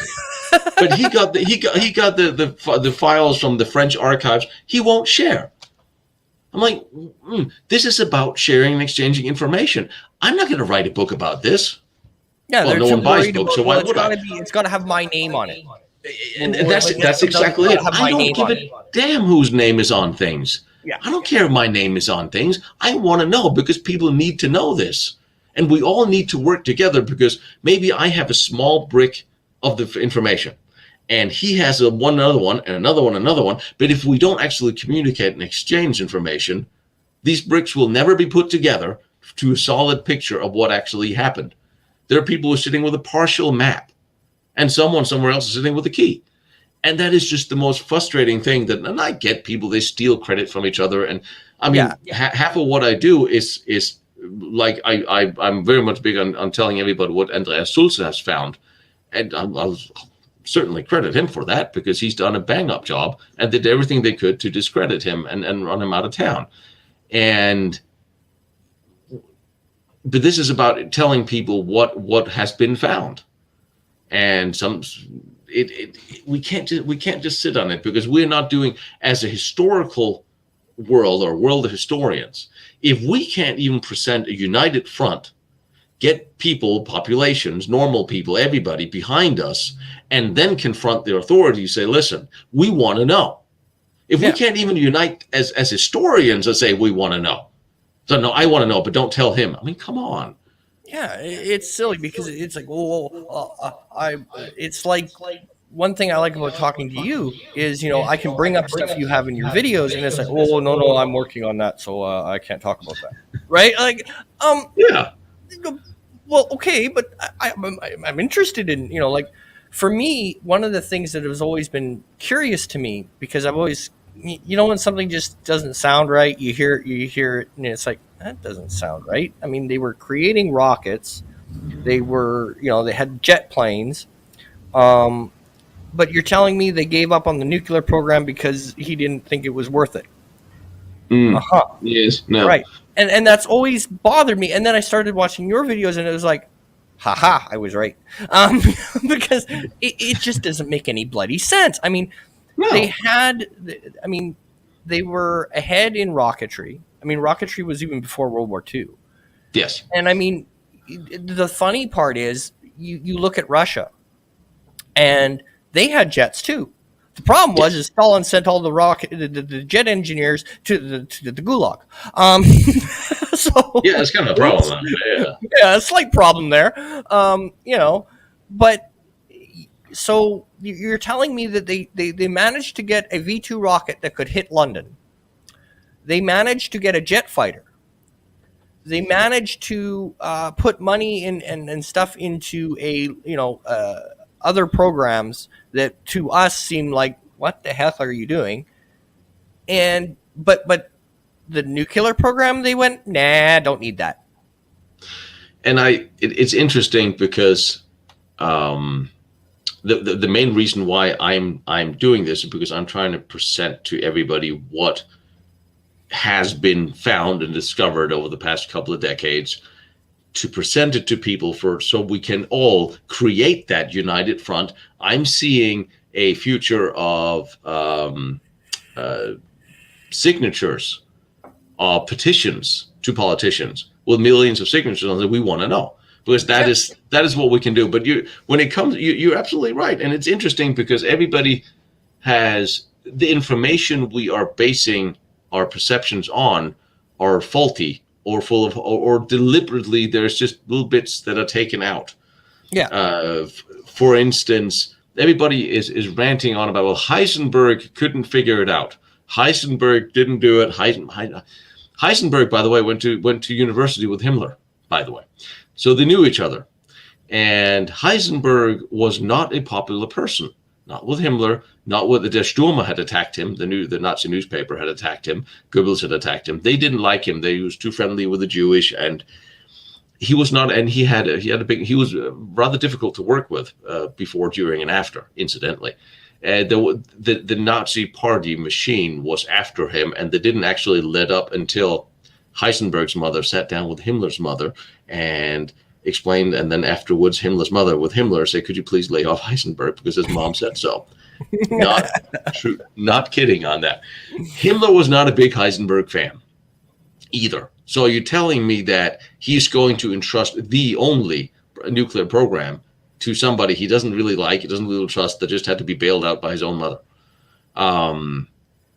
Heisenberg, I don't think he was very keen on making a bomb, but if you even look at the Farm Hall transcripts, right after they were told that the nuclear bomb had been dropped, Heisenberg sat down and wrote out the yields and the formula of how this would have been done, and what he wrote out there was correct. So it's like they knew, but I also think we're misunderstanding. We're all looking at, well, the Germans didn't have a bomb like Hiroshima, and in Jonastal, did they test a bomb like? No, they didn't.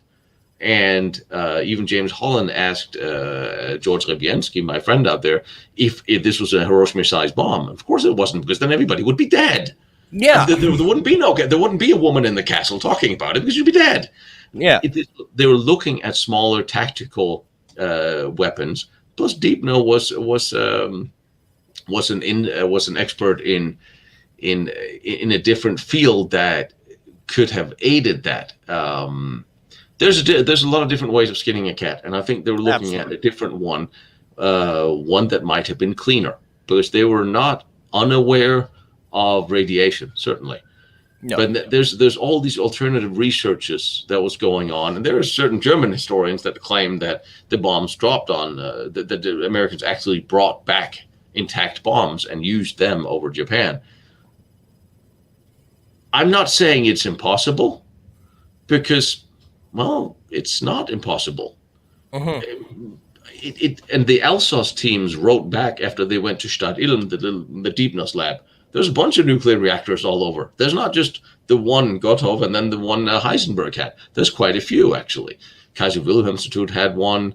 You had the one Heikelok, and then you had the one in Stadt Ilm that we found that is just sitting, a filled up hole in the ground in an old basement of a school that was run by a generator, like a diesel generator. Going, okay, so they can do this research anywhere in very small, tight, cramped quarters. You don't need a whole lot of infrastructure.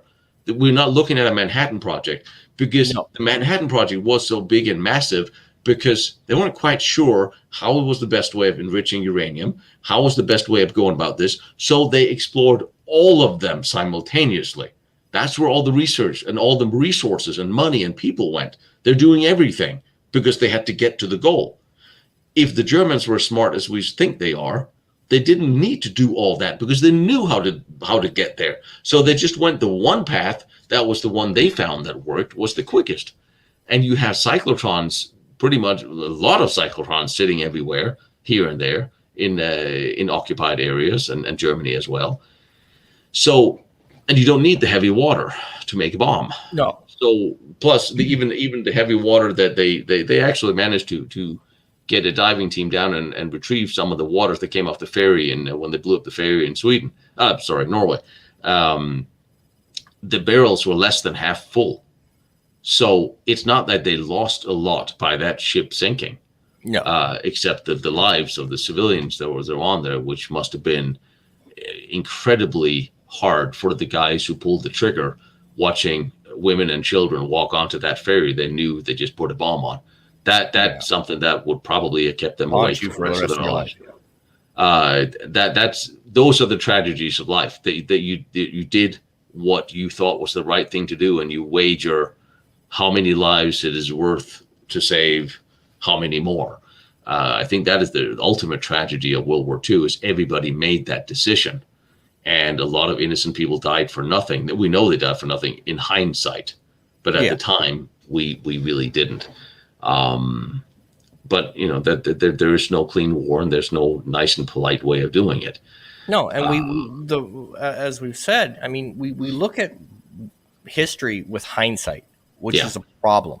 Yeah. Like, for instance, I used to argue when I used to talk about World War II, and you can either say yay or nay, but my argument used to be, if you look at the narrative about attacking Russia after Pearl Harbor, and the declaration of war by Germany, if you look at that, it's characteristically posed as the stupidest thing Hitler did. Yes. And I look at it and I go, yes, that's true. But if you look at it from that perspective, you could make an argument that if Hitler knew that if he could defeat Russia by the end of 43, he was in the clear. Yes. Because there was no way the United States was going to be able to do anything until late 43, early 44. The World War One scenario. Way, right? They had a 2-year window. If they could end the battle in 2 years, they were gold. And the interesting thing about that is that is the World War One scenario.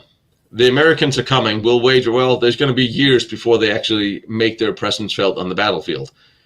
But during World War II, the Americans were already engaged in hostile actions against the Germans. Yeah. So it was the Raeder, the admiral of the Navy in Germany, had been begging for permission from Hitler to start sinking American warships that were sinking his submarines, and to fight back, because the German Navy and U-boat arm was fighting with one arm tied behind their back, because they were, fight back against the Americans were having their destroyers in the in a combat zone, and then going, no, you can't touch me. Yeah, and they were supplying both Russia and Britain. Yeah. So you supply my enemy, but technically the Lend-Lease was said, well, cash and carry. You can show up and pick up stuff, well knowing Germany couldn't. No. And I mean, obviously they had taken sides, and it was between Roosevelt and between Roosevelt, FDR, and Churchill. There was, well, not Roosevelt, FDR and Churchill. There was no doubt that America was eventually going to come into the war. Yeah. But the American population had to be manipulated to do that. And it's really interesting that Pearl Harbor was the catalyst to do that by Hitler's declaration of war. Because we also didn't say, well, wait a minute, when you went into Russia, you didn't tell the Japanese, who had just signed a non-aggression pact with the Russians. So they were kind of miffed here. Like, why didn't you say you were going to do this? Because we just signed this, so now we're going to stick to our end of the deal with them. But so they didn't tell Hitler that they were going to bomb Pearl Harbor, and he didn't tell Italy anything either. But I know. Well, why tell your allies things? It's just a waste of paper. I mean, there wasn't a whole lot of trust going on in that tripact. I mean, they could actually have worked together, but none of them actually did because no one trusted each other. So the dumbest thing, in that sense, you're right. But by Hitler declaring war on America was really. What made it stupid is Japan just attacked America. That means the entire American psyche was now focused on war against Japan. Yes. And then he diverts that and gives the Allies the excuse they're actually looking for by declaring war. Yeah. Which was actually in the clause of the Tripact Act. So by treaty, he was sort of obligated to do that. But that particular article was inserted sort of by a lower ranking official that sort of just threw it in there. So you could say he abided by his own treaty, but it was a stupid thing to do, because otherwise now the Americans would have to focus on the Japanese. Yeah. Because it would be really hard for the Americans to say, well, we're going to go to war with Germany, even though the Japanese just attacked us, which is de facto what they did. There's token troops that went back after the Japanese for the longest time. And the other thing that has always confused me about that, and I would have loved to be a fly on the wall when he made that decision, because if you think about it, declaring war was kind of out of character for his regime. Normally he just, instead of knocking on your door, he kicks it down and then he says, "Hi, I'm here. Where's the coffee?" Instead of, letting you know a week ahead of time that he's coming over, he just boots in the door and says, "Where's the coffee maker?" So it was kind of out of character for him. So I would have loved to be a fly on the wall when that, what was like, did he really care about that treaty? Like, I mean, you can that's another uncharacteristic thing for him. The whole premise of Barbarossa was flawed because and it's interesting because you're looking at already here, the German high command and Halder had been outright lying to Hitler. Several of them had, when you came to get it closer to the winter, and it was interesting. Goebbels was the first one to raise the alarms that, do we have enough winter clothing? Now, they're a German army. They couldn't give a damn about what he said, and they just brushed him off. Say, yeah, we go away. We have enough. So, no. I should start collecting clothes and furs and stuff here in Berlin. No. And he started doing that. But the German army had set up a exhibition for Hitler to see all the troops, all the new winter clothes that was coming, and the army had told him, all this is coming. It's being issued as we speak. Yeah. And he was like, are you sure about this? And he started collecting clothing and things for the troops in the front. And the German army, we won't take it, until they started freezing to death. Yeah. Because they had outright lied to him. It's rather cold. It's really cold now. And the same thing leading up to Barbarossa. Well, we only have logistical supplies for a war that'll take 3 months. But from all war planners, this is a 6 to 9 month campaign. No, we don't have that. So they literally just scaled down the battle plan to fit the logistical supply, what the actually capability, not what the ones who actually planned the invasion had said they needed. So, of course, when everything takes longer, question is, how much of a bubble was he in?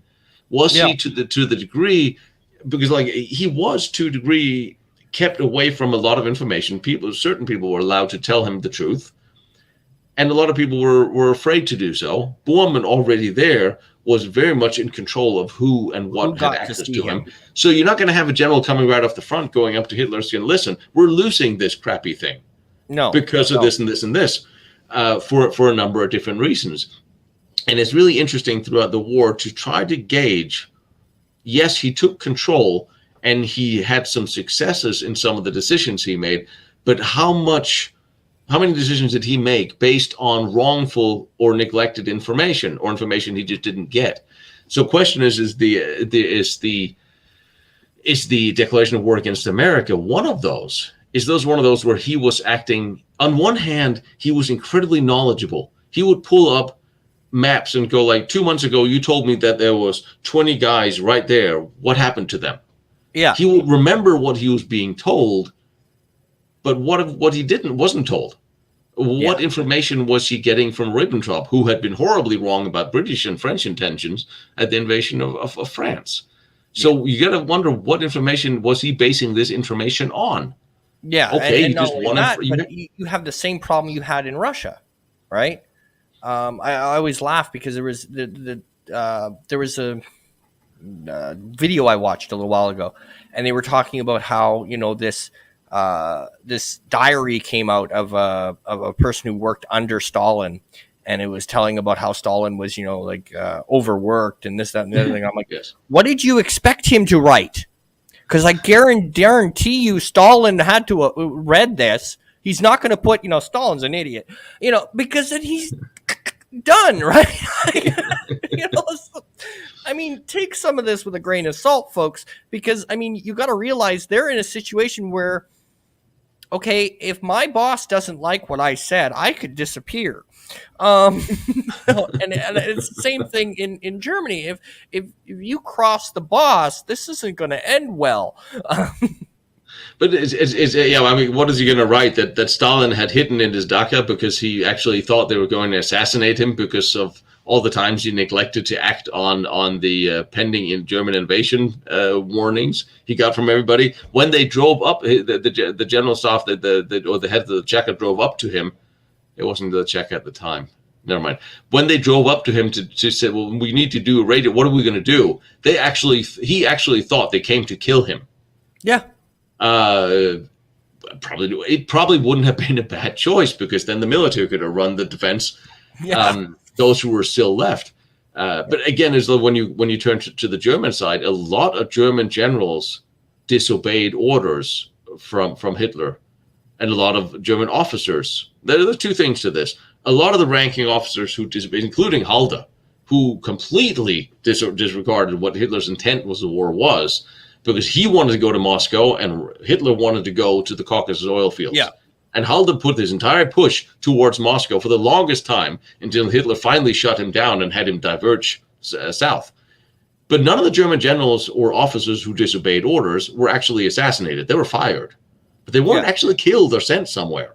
No. Whereas Stalin's, he would have people shot left, right, and center.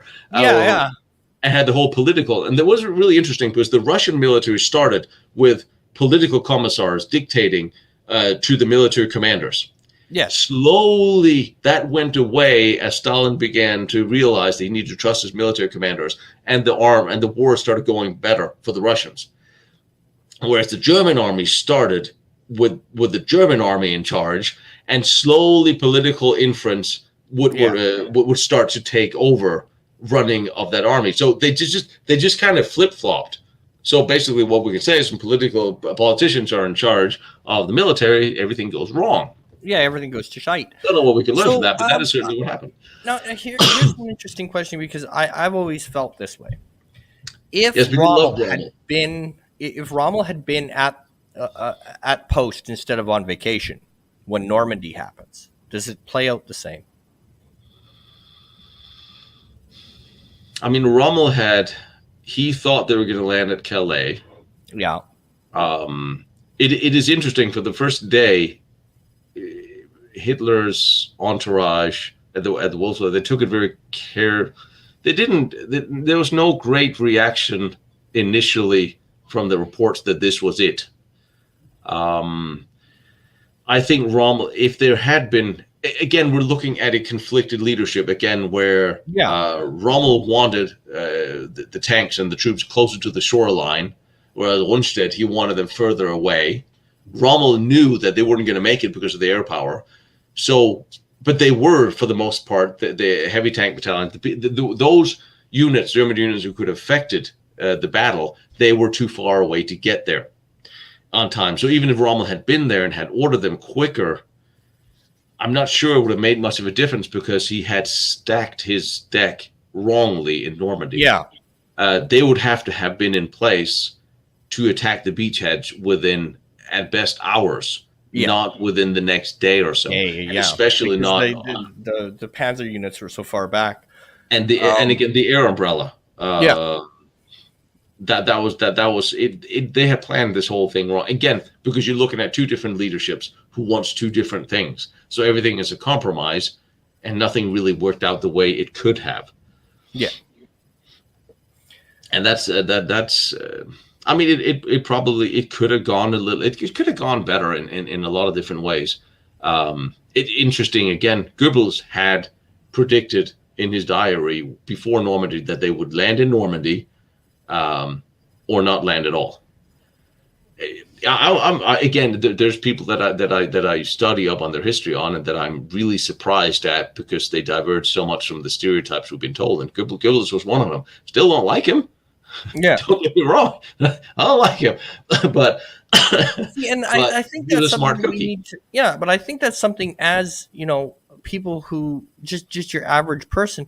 You need to understand, you don't have to like or approve of this person, but they might have got a few things right? Like you don't just put him, okay, he was an absolute jerk and needed to go, but kind of had some points. And we don't do that because once we put them in that box, everything they said or wrote or did was wrong. Yeah.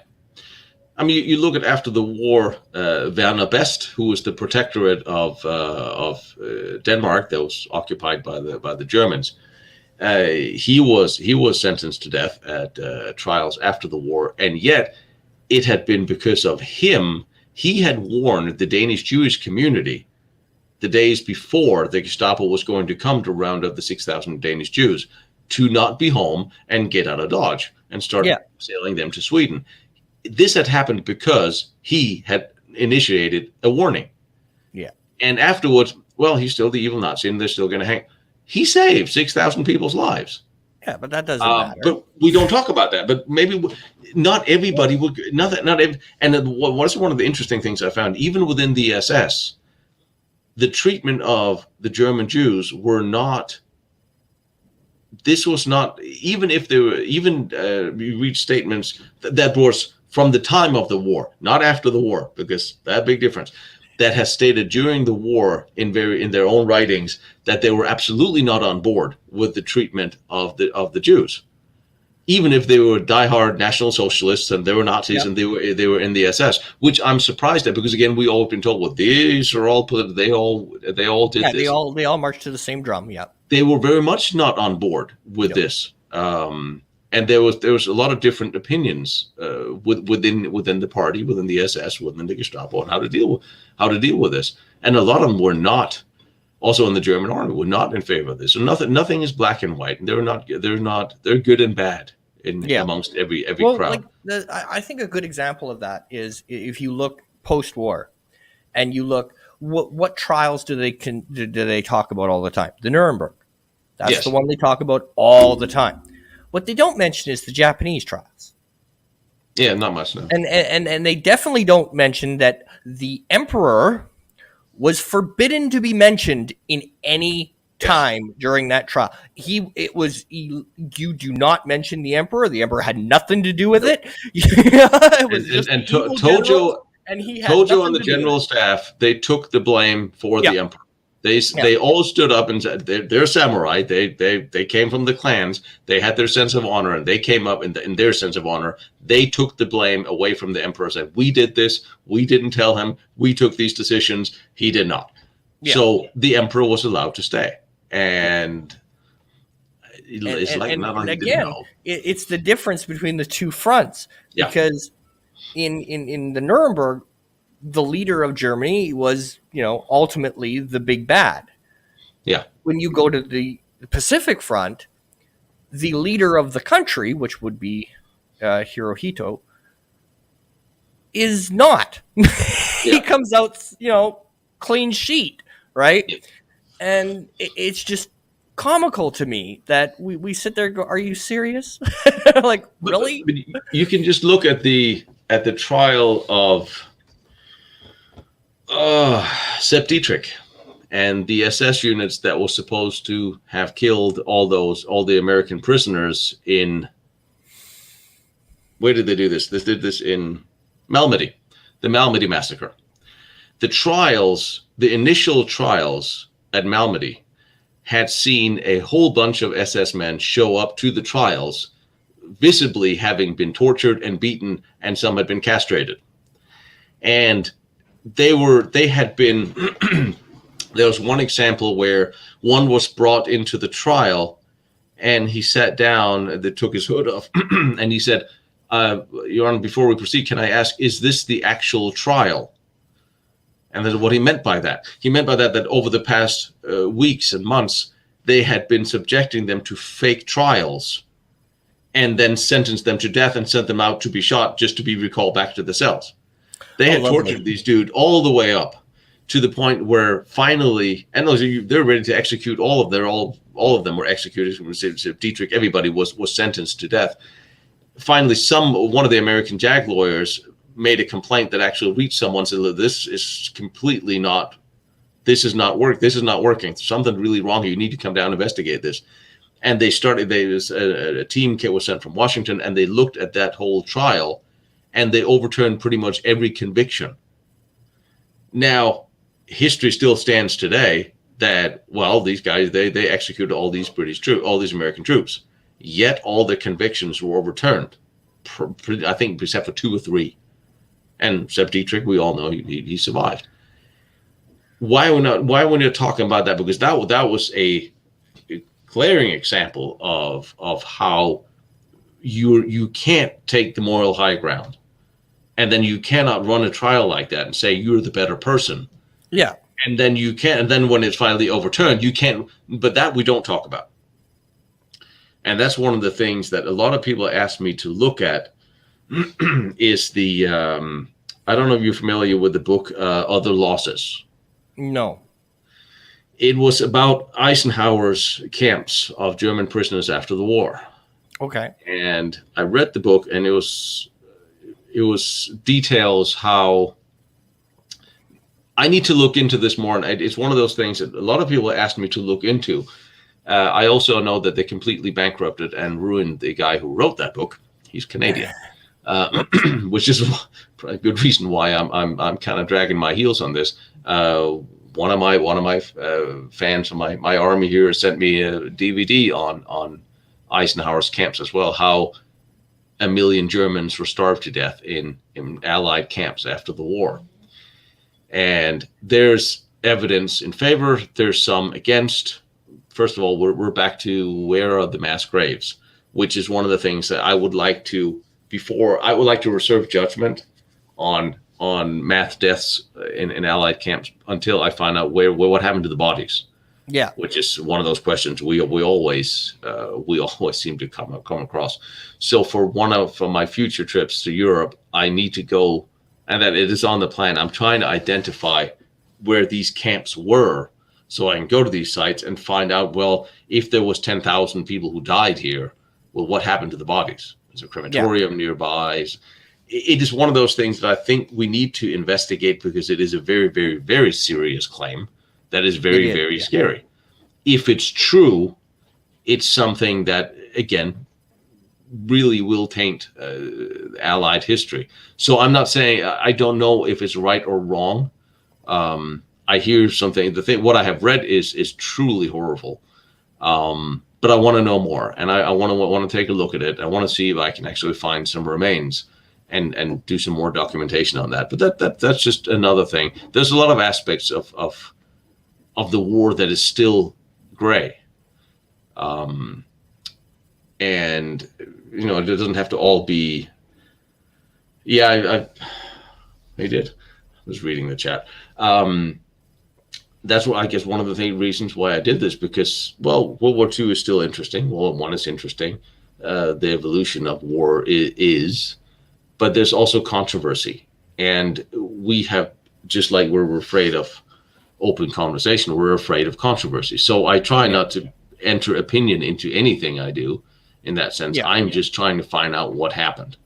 Yeah, and I think that's a really interesting way to do it, because, and the reason I say interesting is because it's not the common. It's okay. This is right.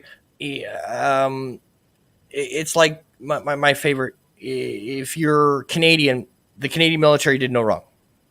If you're British, the British military did no wrong.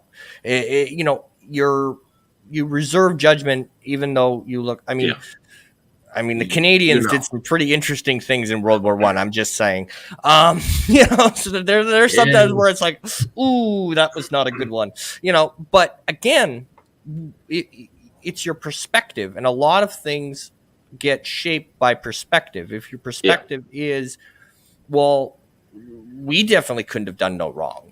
Yeah. Well, then anything that says contrary to that will be immediately, oh, that's just propaganda. That's false. Get rid of it. And then that's the end of the discussion. There is no, well, okay, it could be completely bogus, but let's at least, okay, this has been, where's the proof? What's the end line? And then we look at some of the things that we have in modern day and we go, okay, but why is this fact when there is no proof? I'm just curious, right?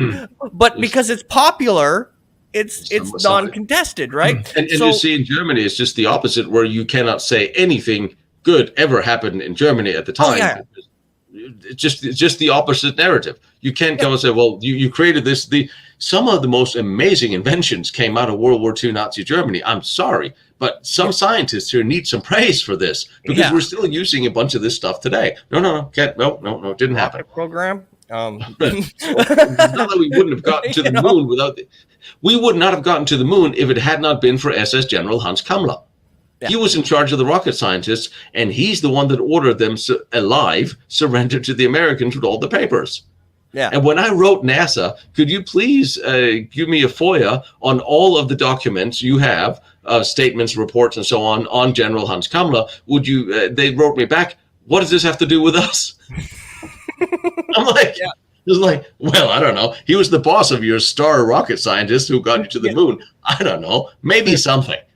And generally, the person who wrote that probably doesn't even know that. No. Probably.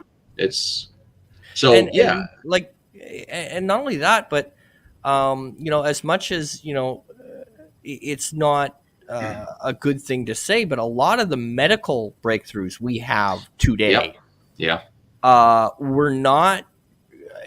We didn't get them by, a scientist, quietly working in a lab doing everything by the book.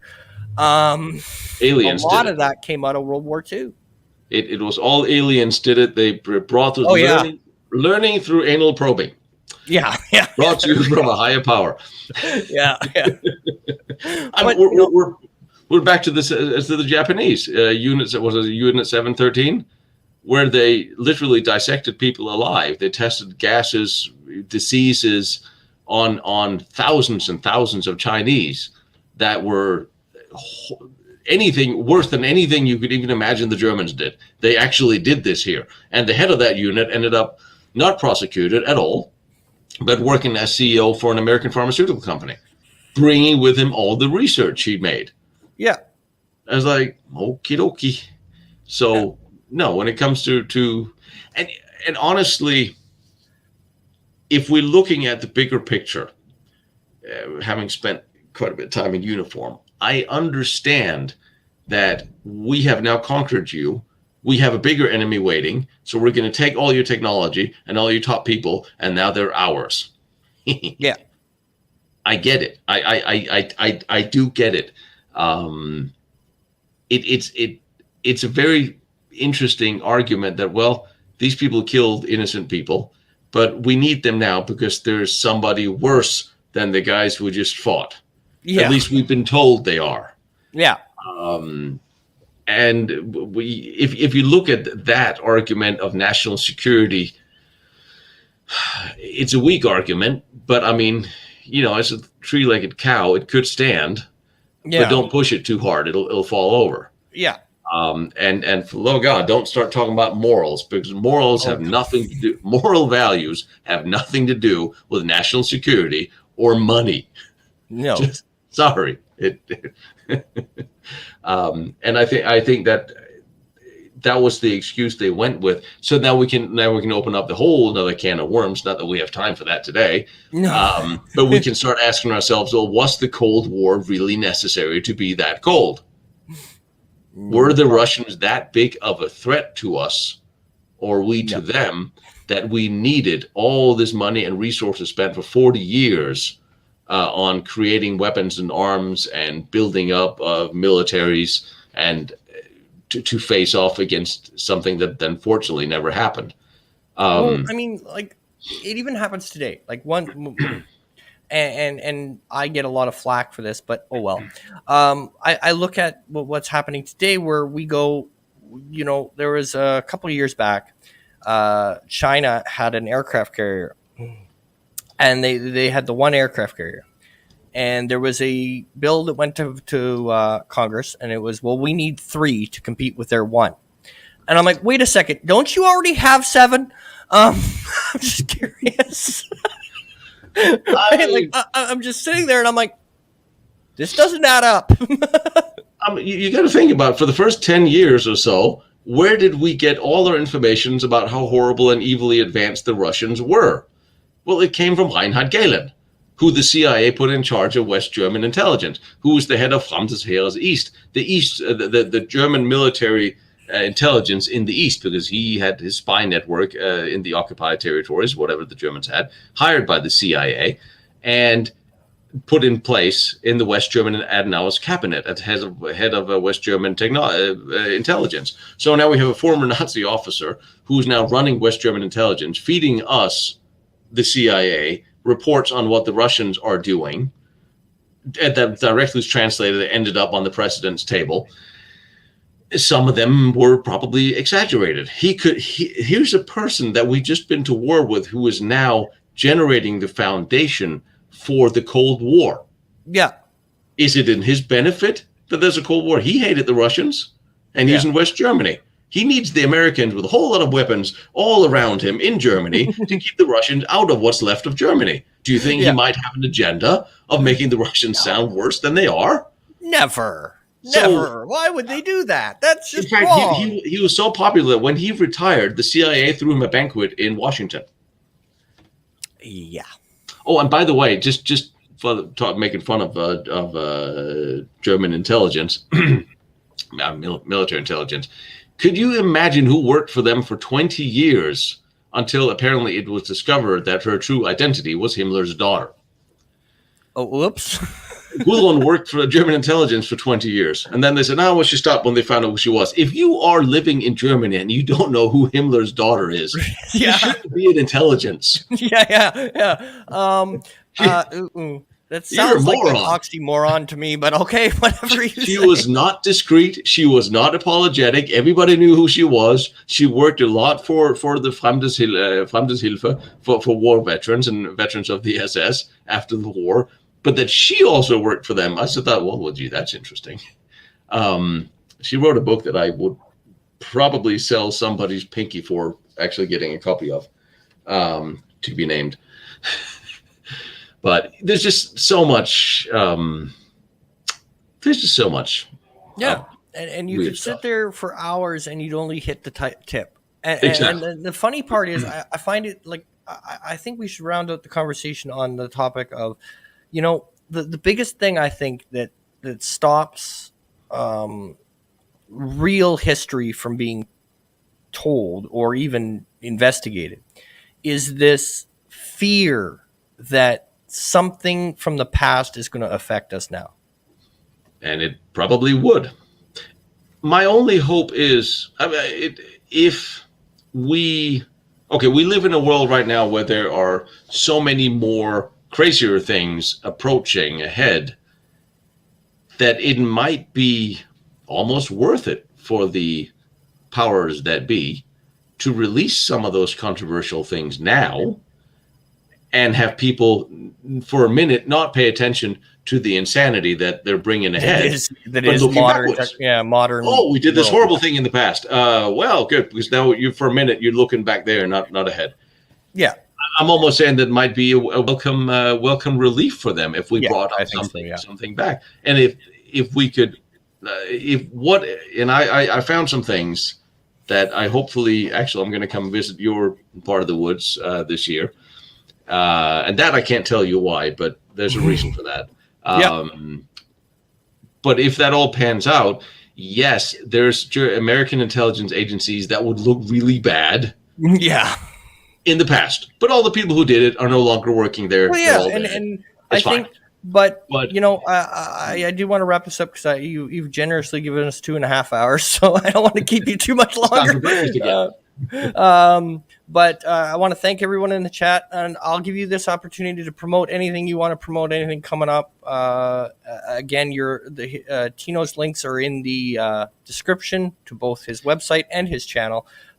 Do check it out. Just make sure you've got a couple of hours because, as you've seen by this interview, Tino doesn't do anything in 10 minutes.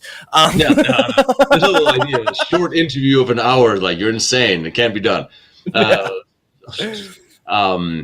The only thing I will say is if you might, as we all knew this, some of your listeners who haven't heard of me before, if you're going to watch the series Last Nazi Secret, start from the beginning. And that's the one thing I hate about YouTube is I can't arrange the episodes in order of where you should watch them. But you will get a better idea of the research and what we're doing if you actually go backwards and then work your way up through the line, because the newest uploads comes up first. But I have a lot of people that they'll write. I get a lot of emails, and I'm still sorry. I'm still 600 back. Hey, Crystal, I'm seeing you. I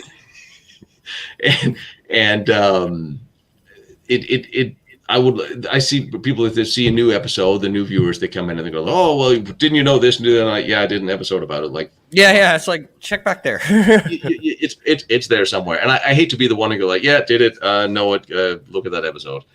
But it does give you a more full view because it is a journey where we go through all of the different sites and the different research and the different programs. And sometimes as I go forward, I refer back to things we've already seen.